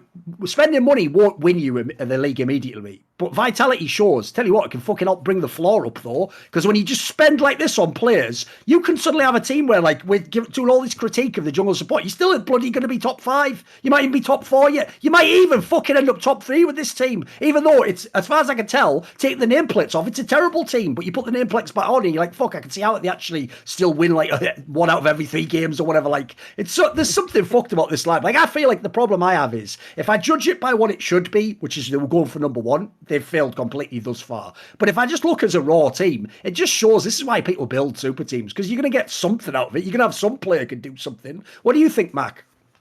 Yeah, I mean, it's definitely brought the floor up for sure. I mean, there have been super teams that have missed playoffs before, Origin in 2020, for example. Having said that, I mean, I think Vitality is like a bit awkward in its construction as a roster, because like their whole top side is like just so damn resource intensive. Like if you look at the CS per minute numbers, like I can say all of this stuff because we're out of playoffs, so I can actually like give a bit more detail. Like if you look at the CS per minute numbers, like the amount of resources that Perks, Alfari, and Selfmade take is like ludicrous. It's insane. I think we ran the stats at some point when scouting Vitality during the split, and I think Kazi got the lowest. I might be like misquoting this, so it could be wrong, and it could also have changed since then, right? I think it was probably like towards the end of the split, or it must have been towards the end of the split because we played them last week. I think he got the lowest percentage of jungle camps of any AD carry in the world. Because in the world, holy shit! I think it was the LEC. They just at the end just opened the entire all of humanity. Like, okay, come on. So I'm talking LEC, LCS, and LCK because you don't get stats for LPL because LPL's China. That's pretty wild for like LCK though. Like, there's even like the worst bot lanes in LEC. LCK getting more jungle attention from Selfmade. Like, fucking hell. Selfmade. This is jungle camps. Just left when I was 4 for cigarettes. Never came back. Fucking hell. This is jungle camps post 15. Okay. Jungle camps. To see. Okay. Yes. Yeah. I would love to see that back in my day because I'm pretty sure Piglet would have had the highest when I played with this motherfucker. Yeah, of course. Like this guy, I tried to get him to rotate around the map. This is my episode-ly Piglet rant. You know, this is just what we do. It's in his contract. Yeah, it's in the contract. Every single time, hey, can we come mid? Sure, I'll be right there. What do I see? Him kiting the golems, doing the race. Okay, he's mid lane. Oh well, we can't contest drag anyway. Like that was a minute ago that we needed to actually contest mid prio. Okay, we'll go back farming. Actually, let me take bot here on the way back. Like wolves and Gromp, and he's fucking in the bot lane. Like this was just too much for me to handle. So I wish that we had that stat back when I was a player. I could just show it, you know, like, oh, you could probably get it actually. You could probably get it. I mean, please give me that. Piglet was like, Dom, why you never come bot lane? Like, motherfucker. Like, I have never had a bot camp in the last 10 minutes. What do you mean, dumb bot lane? Like, I love it. So yeah, and I think like going back to that as like a concept, I think this is something that people like from an outside perspective, and it's not fair to ask them to understand it, but people don't understand it, right? That like resource allocation in a team is not like about skill. Like, because you don't farm all of the Wraith camps as AD carry because Perks gets every goddamn Wraith camp on the map, like that doesn't make you a worse AD carry. That's not the way it works. It's like a team thing, right? And that's the reason why I say that I think their roster is hard to balance, and why like their jungle support duo will for sure like look worse and the team will end up looking like weird and disjointed at sometimes because you have like 3 people who are the people with like as I said earlier, the solo laners have like the mobility on the map. The jungler is like way stronger than the support as a free number on the map. Like those guys are the ones that like make stuff happen on the map in terms of like deciding where our pressure goes and where our resources go and who gets the resources. And like those guys are all farming a lot. So the team like for sure will look disjointed sometimes. I think to be fair to them, when you look at the games against Excel, I think from like an early pressure perspective, if I might be misremembering this, but I think their control, like their river control, their deep vision, their like early game advantages were way better than Excel's. I think Mickey got some like really good roams off and got some like really insane kills and landed some great hooks and stuff like that. But I think in general, when you look at like the lane states and the way the map was, I think Vitality had a big advantage when it came to like who had river control, who had deep vision, who had push in the lane, stuff like this. So I think their early game was way better. Yeah, which is a jungle support thing. So one thing on that is like, do you think it's a problem that Karzi's not getting that many resources? Because for me, I feel like Karzi actually would play into that role decently well. Like he's okay not having too many resources on him. He played with Humanoid, so like I feel like that more is like a condemnation of like Selfmade, for example, him taking too many resources, because I feel like when you look at the team, the way it should work is like Alfari and Perk should get the resources, and then like Karzi is like your really good weak side AD. Like from what we've heard, Karzi was actually pretty intelligent about being able to make decisions for the bot lane about like which waves you could drop and things like that. So is it you think a problem on the Karzi side, or do you think it's more of just like the 3 of them taking too many resources? Like that should be limited to probably only 2. Yeah, I mean, I think Karzi's like a really, really good low econ player. I think he's a great weak side player. He's super decisive. He's a great communicator. He understands, like, he's really smart about the game. Like you said, he understands when he can drop a wave, when he can go mid, when he should do like really random stuff. When the game's completely doomed, like Karzi is the type of player that will do something mega random. Like we had a game versus G2 in 2020 where he roamed top as Ezreal level 3 and he got a double kill because it's like, who the fuck does that? But he was completely doomed because we didn't think that caPs's played Kalista, and caPs's played Kalista. To go back to Vitality, yeah, I think it's, as I said, like those 3 guys are really the guys that like are supposed to make stuff happen on the map, and those guys need to be on the same page. And like if you, it's not to say even that you like can't have all three of them farming. If you look for a similar example, like Damn One, for example, is like actually really analogous, right? In the sense that they had high resource top, mid, and jungle. Like it's a perfectly viable team structure to have. But I think it's more just that they're like not on the same page with it all the time.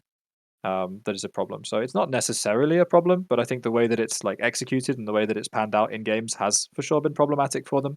And it's for sure like going back to jungle support and going back to the way they move the map and like jungle support moving together, transferring pressure, snowballing games. Like they for sure had problems accelerating leads, and they for sure had problems closing out. Like even in the Vitality series, the XL series, like there were two games where I think there were two games. There might have just been one where they look completely fine. They have leads in the game, and then like there's just like some stupid fight on mid lane or some really stupid fight in the enemy jungle where they're way too deep and like someone just gets engaged on and gets one shot, and then like XL randomly wins the game, and they're super random. And those things are like a team problem of understanding, like you were saying earlier, Dom, like how you move pressure, right? Like you push in the top wave, you move to mid, you get the mid prior, your jungle support gets the bot vision, one of your laners goes and pushes the bot wave, and then you transfer that pressure and like you force your opponent into making mistakes, you gain tempo on the map, you have more pressure than them, you farm more jungle camps, you get first on dragons, like you set up for Baron bait, stuff like that. And that's the thing that I think Vitality has been missing, which is like not necessarily just a symptom of like, farming too many jungle camps. It's not that simple, right? But I think there's like a lot of context there in the big picture, and there's definitely a lack of understanding of how to do that cleanly. I also think like Selfmade must be one of the hardest junglers to coach, because here's the problem, right? If he didn't like every 3 games have like a mad pop-off game, he would just be someone who by now would have been forced by the nature of his other games to address his issues and to figure out some of these things. But because he still will, he even did it in this, he'll have like a game where he'll just get like Olaf and just shit stomp the other team completely. It's like that can actually really make it tricky to actually coach a person and to tell them like things that they're doing wrong. Or even like I'm saying, if he wasn't having if he didn't have such a high ceiling, I don't think he'd even be in a team like this. I think they'd have taken a totally different player, and I don't think he'd even had it. Like this guy's had a million chances now. Like he's had a lot of chances with different teams. So like I feel like it's a tough nut to crack, that one, mate. Like that it's not as easy as people are thinking of, like just play different champions. Like clearly his whole vision of how the game is played is it's just out of whack with how they want to play the game for me. Yeah, I mean, he's definitely a player with a really, really strong idea on how he wants to play the game. Like super, super strong philosophy. And like, I mean, it's no secret that Alfarian perks are that way as well. So that can also be a problem. Yes. But like you said, I mean, he does have like random games where he's just insane. His Olaf game was really, really, really good. I think his Olaf is mega good. If you go into a jungle carry meta, like I think this guy's Evelyn is one of the best in the world, actually. I think he's insane. Oh, he was the shit on Graves, yeah. Yeah, even though he lost every game, he was actually pretty good at the champion. And actually, when you're saying all this, for real, yeah. it sounds like the opposite of what Bad Lions would look for in a jungler, like, and what the Bad Lions vision of jungle is when I hear you talk about it, to be honest. But yeah, I mean, I like players that go forward a lot. I mean, I don't think that's entirely true. I like players that will like kind of take over the game and snowball aggressively, right? And like there's many ways of doing that. One of the ways is by like making sure the enemy jungler literally cannot play the game.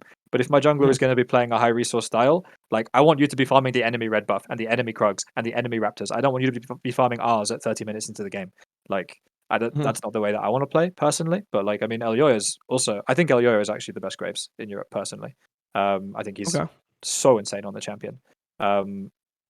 And yeah, I mean, like, I have no problem with playing that champion, that's for sure.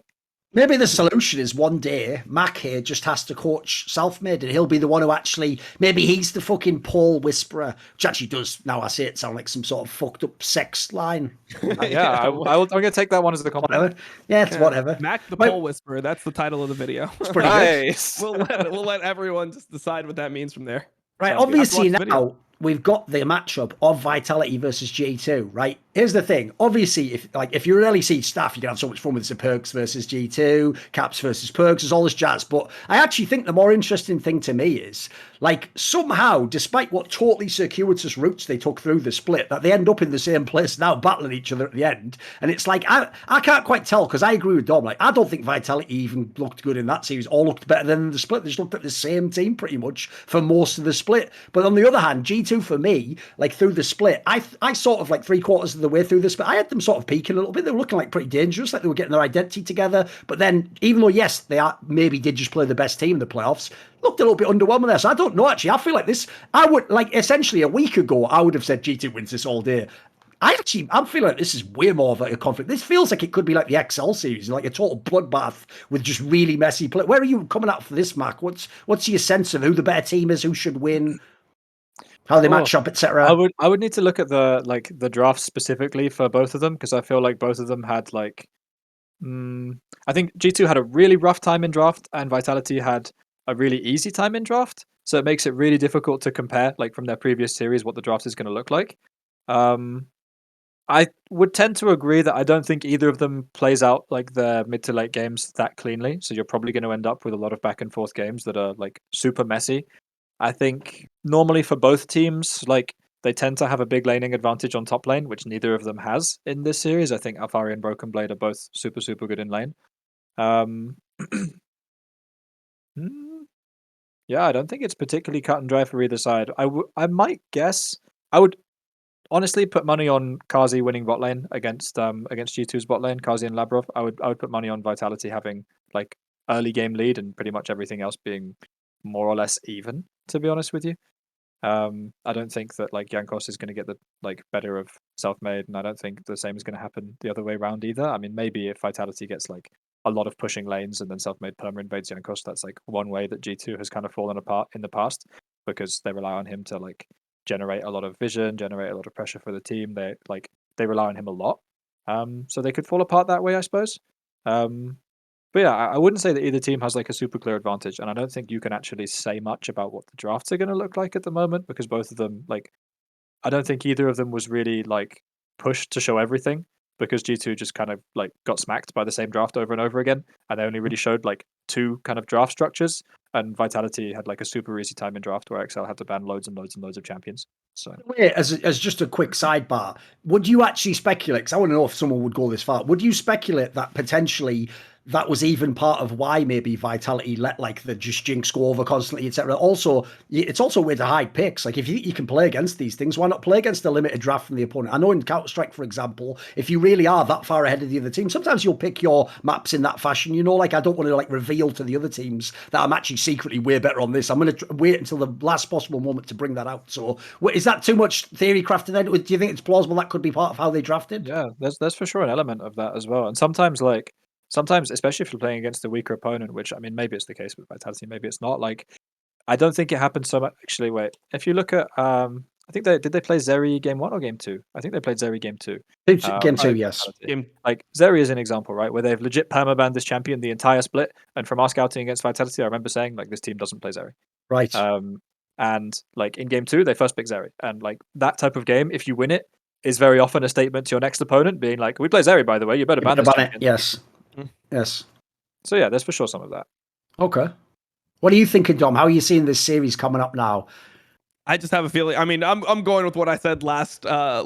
You're really taking Vitality to come through. Really? Yep, I'm taking Vitality to get to third. I feel so fucked up saying this. Actually, I think it's like it's really tough because you look like the biggest idiot if you're like you bet on this team like after watching them play.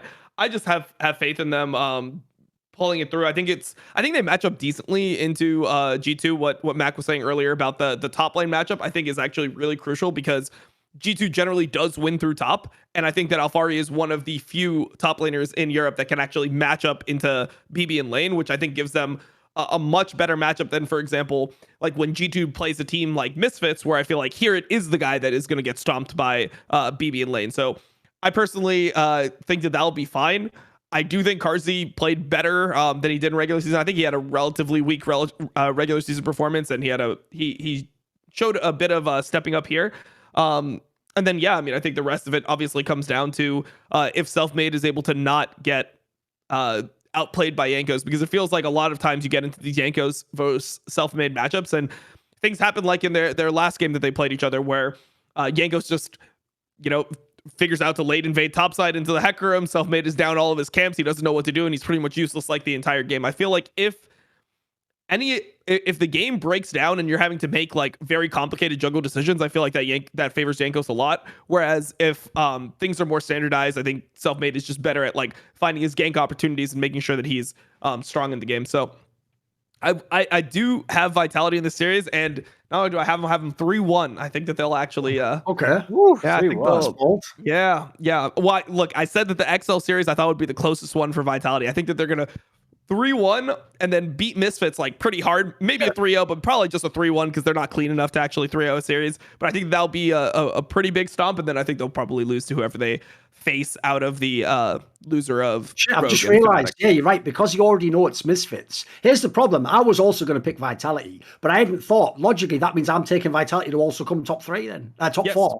Yeah, that means I'm taking, we'll have a shot in the 3rd place match. So, because the thing is, I personally do think it'll be way messier series. Like, here's the problem. A lot of why I'm picking Vitality, there's not that many like positive reasons on their side. A lot of it is I just don't believe in G2. I don't think they have the biggest ceiling. I've already seen them effectively play the identity they clearly think they have. I actually think they'd be one of the better teams that stick to their core identity. I just don't think it's very dangerous, unfortunately. It doesn't have many win conditions. So I actually think Vitality, like one thing in general, I don't usually bet. One, I don't bet against Perks unless it's like a massive mismatch. So I'll take Perks on that one. And then the other thing is, in general, if it's ever going to be a messy game, I just go with what I think the better roster is, because individual players win messy games, in my opinion. Like, that's when the team structure's broken down. That's when the set players aren't working. That's when I have to rely on Alfari to do something correct. I have to rely on Kazi to do the right move. I will say, though, I do think jungle is the pivot for me. It's like, if G2 won, I would assume Jankos just, like, was inside fucking Selfmade's head and just outplayed him. That would be the big factor for me.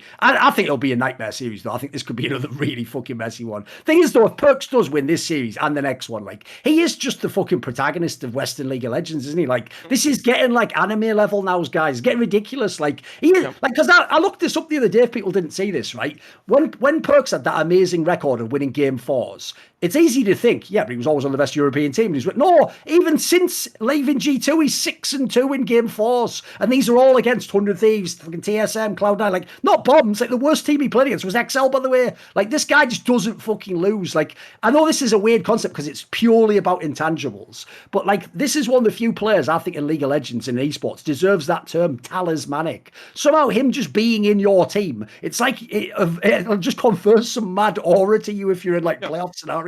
It really does somehow. You see it play out year after year, you know. And I can speak on this a little bit because I had grabs on the live view for this series. Okay. And one thing that he always that he was talking about is how good Perks is to have in your team in a series. Like the way that he will keep the team focused on what's important. Like he's very good.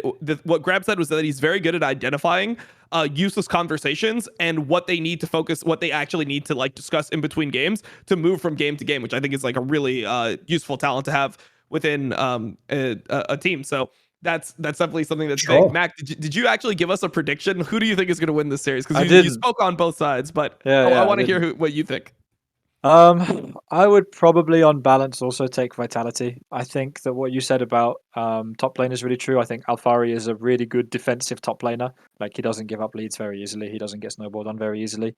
I think mid lane is going to be more or less even. Jungle, I think, can go either way. But I think that I don't know, I'm a bit biased towards Kazi because he's my ex-player and like I have a lot of affection for Kazi, but like I think even if you take that out of the question, like if you look at Kazi's playoffs performance, he's always been a really, really good playoffs player. Like I don't ever remember going into a best of 5 and like thinking like, oh, Kazi's having a rough day today. Like I've never seen it happen. Even if he gets like stomped in the early game, which like sometimes happened last year, he would always show up in team fights and always do his job.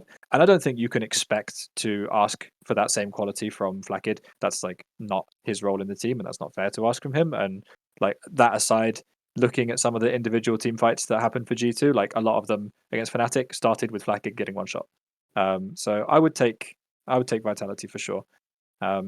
And to mirror what you said on Perks as well, I think like I remember in the last week this split, like we went 3-0 during Super Week and we relied on Vitality to lose their last game to make it. And I just remember watching it and just watching Perks and being like, sure, they're not going to lose. They're not going to lose. Bullshit, exactly, yeah. I mean, there's always a moment. Like for me, the moment that I think Perks really stepped up was in game 4 after they had that like throw and the enemy team had Baron and he has the Corki package, he just packages into the whole enemy team. They instantly just end off that push. I feel like there's always a moment like that in the series.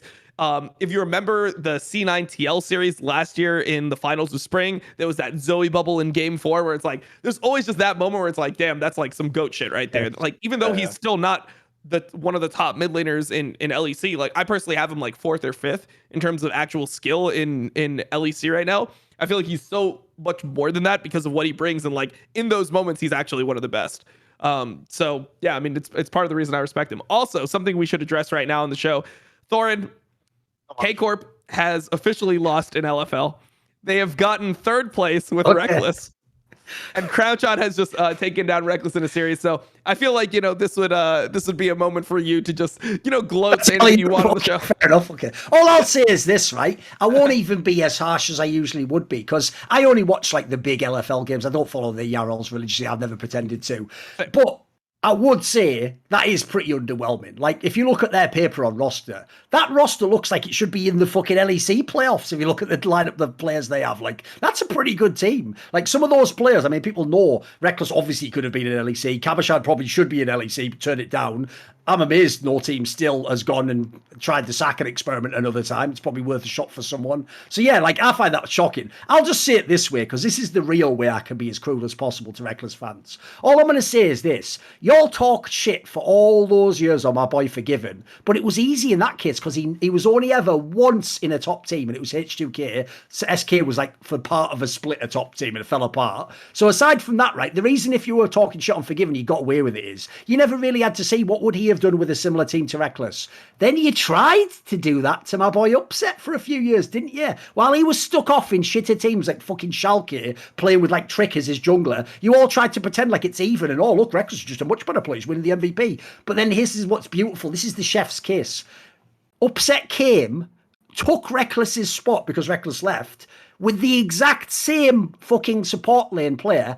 And I'll tell you 2 things. One, how come when Hylissang plays with Reckless, Reckless wins the MVP? When Upset plays with Hylissang, people want Hylissang to win the MVP. There's one. So, by the way, people said fucking Reckless Hylissang was an amazing bot lane. It was a very good bot lane. Upset Hylissang's even better. He plays even better with Hylissang, and actually Hylissang looks even better as an individual player. So interesting. And then the other thing to say is this.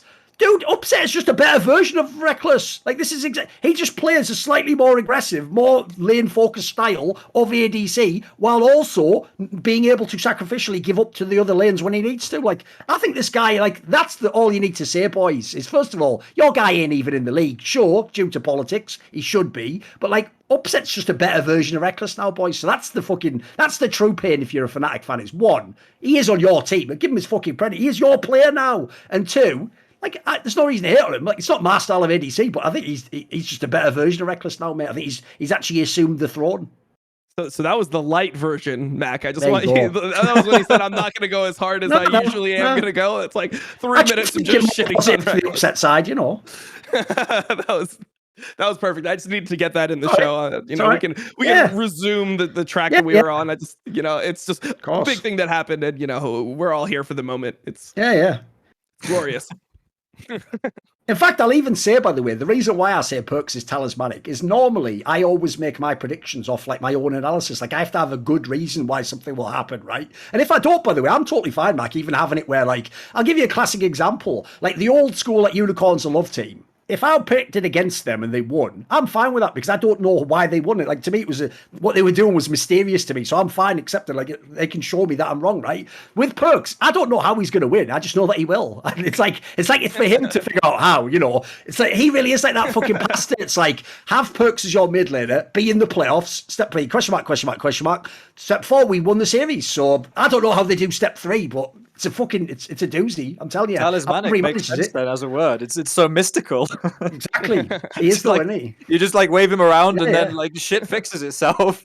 By the way, the thing Dom said is actually mad underrated, I think, from fans. When he said that Perks was really good, apparently, at like shutting down conversations that are going nowhere, I don't think fans know how much fucking time pro players will waste having a 15-minute debate about like whether you were supposed to do this dive now. Like they'll go so deep in the weeds on something that like might never happen in the rest of the series. Like, what do you think, Matt? Because to me, I think that's an area that like sound like nothing to fans, but that's really useful if your captain sort of comes in and goes like, "Fucking can this conversation? Let's go to game 2 and do it." Like, that's fucking sick if you're the coach. Yeah, man. I mean, as a coach, like you need to have, like if you want to have a really really strong team identity and you want to have like super strong buy-in from players, like you need to have like a, I mean, you can call it whatever you want, like a leader or an enforcer or like a buddy or whatever you want to call it. Like you have to have someone that has your back and you have theirs, right? Yes. And I think Perks is like the best version of that. One of, if you can like be on the same page and get him to buy in, or you buy into what he's doing, is probably more likely, realistically. And that quality is like so important for adaptation throughout the series. I mean, we didn't really mention it so much, but like Corki during the Vitality XL series was super pivotal, right? And like Yes. Perks is the type of player where he's like, okay, you want on Corki? Great. I'm just going to blind pick Corki. Like, it's my champ now. Like, do something about it. And I think for sure for the adaptation there, it's really important. When it comes to like having useless discussions, yes, absolutely, that happens a lot. And yeah, I mean, having a I've player been there that a can million times. yeah, You know what? I feel like junglers, like maybe I was just bad at this. I think junglers get sidetracked the most into like the weeds of those situations. Personally, from what I've seen, because it feels like if like a game feels hard to play for a jungler, it just mental booms them harder than like any other role. So I know that would have been useful for me as a player, because you know in some situations it's like just feels so doomed playing playing jungle from like bad situations, or if you get like late invaded. Like you should have seen me in between that series when I played against fucking Gambit or Moscow 5 in Hanover Right. finals. There you After go. that level, there's 2 people in my jungle level 3. The support can just roam on me the entire game. Like, what do we do? You Like, were how already do we play? boom completely, weren't you? Yeah, it was just like, okay, so we got to ban Alistar and every jungler in the game. And we need to like, Dude, if we could take that like player cam back then, when as the moment you're just getting your shit pushed in the jungle, for sure it would just be like in the modern meme culture, it'd be like that thing where the camera just goes green. It's like the tears gone fall, I'm wondering. That's a game 1 of a fucking final. Like I've got to play 2 more of these motherfuckers. Because there's another thing, by the way. Even though I'm making like a meme narrative, by the way, the whole thing where Perks always wins, not only game 4, but like every time he's down 1-2, that's also so OP to have in your team. Normally, when you're down 1-2, you're supposed to be backs against the wall. For real, you just look to your right, and like the guy in the middle of the fucking lineup's like, "Yeah, I'll win all these. Don't worry. This is actually my power spike now." Like what? Like that's actually he's actually reversed the dynamic of being down in a series. Like that's OP as fuck. I know a lot of this is just, you know, intangible shit, but like the crazy thing is fans want to dismiss it, but look how many times it plays out. Like imagine if people did really think this was just, because you know some people think narratives are purely just storylines that explain stuff. They're not though. They explain stuff in a way that fits with the analysis. Like think about how the discussion we had earlier about Humanoid and Larssen and how different their strengths are. That shit just plays out. I mean, I'll even tie it into this if you want to get a little bit out there, right? There's a great saying that was like I think it was like the fucking Hopi Indians or something, where they said that your character is your destiny, right? Which sounds metaphysical, right? But it's actually quite a logical statement. Like who you are as a person, what you believe, and as a result, how you act in the world will absolutely determine what situations you get in, how you get out of them or don't, and what you do in your life. So to me, I actually think that what you're finding when you have these like intangibles is you haven't figured out the total path from A to Z as to how they do it, but you've sort of like intuited a pattern essentially, and to me they do play out. Like I've seen this with plenty of players, like classic examples, like my boy Soaz. He always would have a game, he'd just pull out of nowhere some mad mid game player that would win a game, and you'd be like, Yeah. I didn't know how he was going to do it, but I did know it was going to happen, if you know what I mean.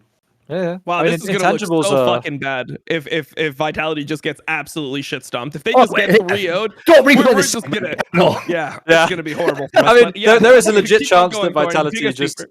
there is a legit chance that they like lose one game and then like tilt off the face of the earth, right? Like that's I mean, and it wouldn't even be that surprising if that happened when you look at the No. roster, because it looks like a roster that could like Oh, yeah. implode. Like if someone just ran it down for a whole series or something, I'd be like, yeah. And you know, based off everything we've seen in the game, there's no reason to actually believe where you could be like, no, when I saw this, like I think that, you know, they looked really strategically like well put together. I mean, you know, it's we're definitely going a little bit on faith here, but I actually had a tangent I want to ask you guys about, though, is while we're on the Perks topic, I also low-key feel like this is actually one of the better times in terms of the meta for Perks. Look at all the champions he plays. Everything he wants to play is right there available. It's meta right now.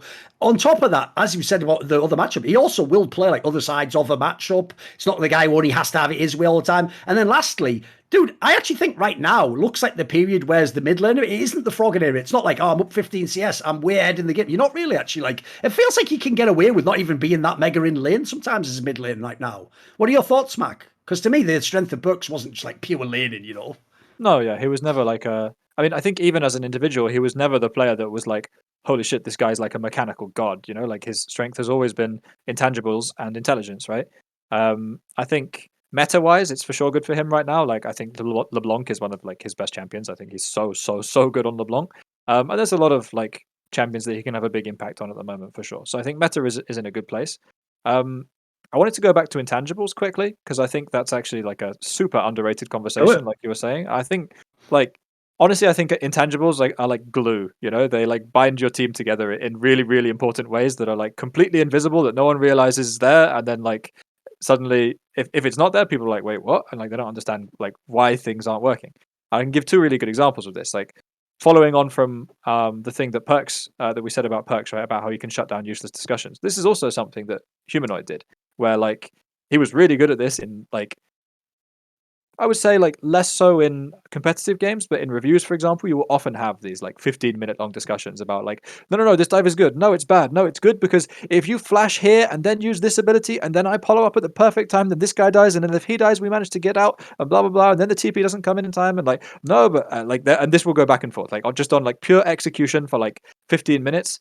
And I think Humanoid was one of the players that always had the presence of mind to be like, guys, shut the fuck up. Like the mistake was 2 minutes ago, or not 2 minutes ago. The mistake was a minute ago because you didn't stack this wave properly, so you're not here in time for this dive. So actually, like it doesn't matter. Like you could, like you don't need to like execute this dive in such a difficult manner. So he also Just kind of like, resolves it as well. He doesn't just say like stop. He kind of like he reframes it so you can move past it. That sounds great. Oh he man, was really good at that. The other one is actually is Kazi, right? Where Kazi, like this is something that I mean, following on from what we discussed earlier about like our team fighting being lacking the split, something that we didn't realize that was missing for a little while, is that like during team fights, like Kazi's not like a huge shot caller in general. Like he talks a lot, but during team fights, like he doesn't stop talking. Like He just calls the shut up. targets. Yeah, and like even in a fight where Kazi is like the first one to die, he will literally be like spamming the comms with like kite back, go on this guy, wait for this cooldown, wait for this cooldown, this guy doesn't have list, this guy has Zhonya's, like whatever it is, like he will give you all of the information you need to be on the same page in a team fight. And like you can never see that from the outside. Yes. And like even like as a coach, like it's sometimes not, it's like even as his teammate, it's sometimes difficult to like assess the value of that until it's missing. And those are both intangibles, but they're so crucial. I don't know if Thorin's just striking a pose or. I think I've kicked my camera cable out of some. I thought he was just deep in thought during that situation. But, I mean, I agree with you, there we go. Mac, about the intangibles, and then it's also. I think it's actually so useful for an AD carry to be doing that stuff because AD carries brains like have to be so much more cognizant of like all those like minute details in a fight compared to other players most of the time because they're so impactful on when they can hit and when they can't. So that makes a lot of sense around Garzi. I mean, I can give you an example, by the way. This is one of the reasons. It's actually a perfect example because, again, what Mac's telling you here is the things you can't know, because in this case, it's what he's saying, not what he's doing in the server that you're seeing. What you can't know actually might be valuable in a way that makes anything you see in the server justifiable. Maybe like a misplay didn't matter because maybe he called the other guy to actually get the right target and win the fight. So you think watching the game, he lost that or almost lost in the fight. Maybe he was the reason they won the fight. Because I'll give you a quick example. It's why back in the day, I always told people that people love to, like in an abstract format with no forum for response, tell me how like Forgiven was this like flawed player. And I told him, mate, you try having a fucking argument with him about a game he's played, he will beat you. I guarantee you, because it would be like that. He would explain a whole team. He would explain a whole team fight like that. Like he would be like, yeah, well, I know I could have gone for this guy and got the kill, but if I do, this guy will CC me. He's waiting for that.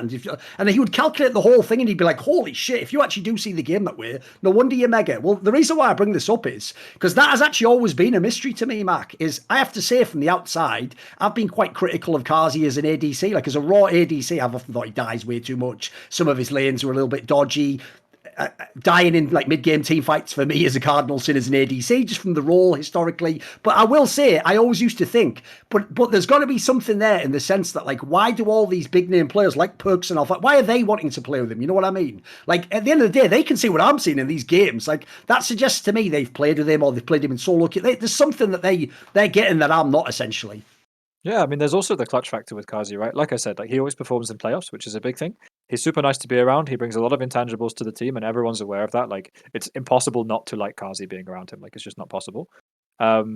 And finally, like what I said earlier about like clicking Anyone forward, could put off it'd be self-made though. I'll just give him that. Always give him his credit. Always give him his props. You know, like clicking forwards in really difficult moments. Sure. Like there are moments where like we've had games where like you said, Kazi, like stuff went wrong in the early game. Kazi's like 0-4 on Ezreal, and we have like one team fight where we have one window to win the game, and like Kazi will be the only or one of the only AD carries in the entire league, if not in the world, who when like I don't know, the enemy AD carry gets like hit for half a second with like the crucial CC, he will literally flash into the middle of 5 people, jump on his face and burst in with Ezreal, trade his life and die, and will win the fight. And that's like so unbelievably Kazi, and that's a quality that other people don't have. So I think it's very rare for ADCs to have that mentality. Yeah, for sure. I mean, yes, they're usually the Kazi's- opposite. Yeah. Yeah, Kazi's People remarkably like good playing at with playing that, with though. burst and with mobility in a way that most other AD carries aren't, I think. Because Mm. those are not typically AD carry skill sets. Kazi actually used to be a mid laner before, like, and he role swapped to AD carry because like his team didn't have an AD carry, and his friends were like, "Bro, play AD carry." But actually, like his skill set would be really good as a mid laner, I think. Yeah. I mean, I think that's something that players always respect, like the AD carry that can get a little bit dirty in there, but Yeah. can pull through. I mean, that you're literally describing QD to me after playing with him. You're a former solo laner that became an AD carry that might be a little too aggressive at points, but also like will sometimes get you the crucial kill that will win you a fight. I feel like that's always just a great quality to have. So makes sense. He also just a Riven one trick at one point. I think that's how he hit Challenger first when he was like 15. It's like a Riven one trick. Okay, well, way to take all the respect away from him in just one sentence. Jesus, that was interesting, Mac. You just really set me on a roller coaster right there. Perfect. Well, it was a long series between Vitality and XL. Obviously, if Mad Lions has been there, we might have had a quickie, mac and cheese. So that's enough shit jokes from me. See you on the next episode of the best damn league show ever. Whatever. Cut it. Go to the YouTube.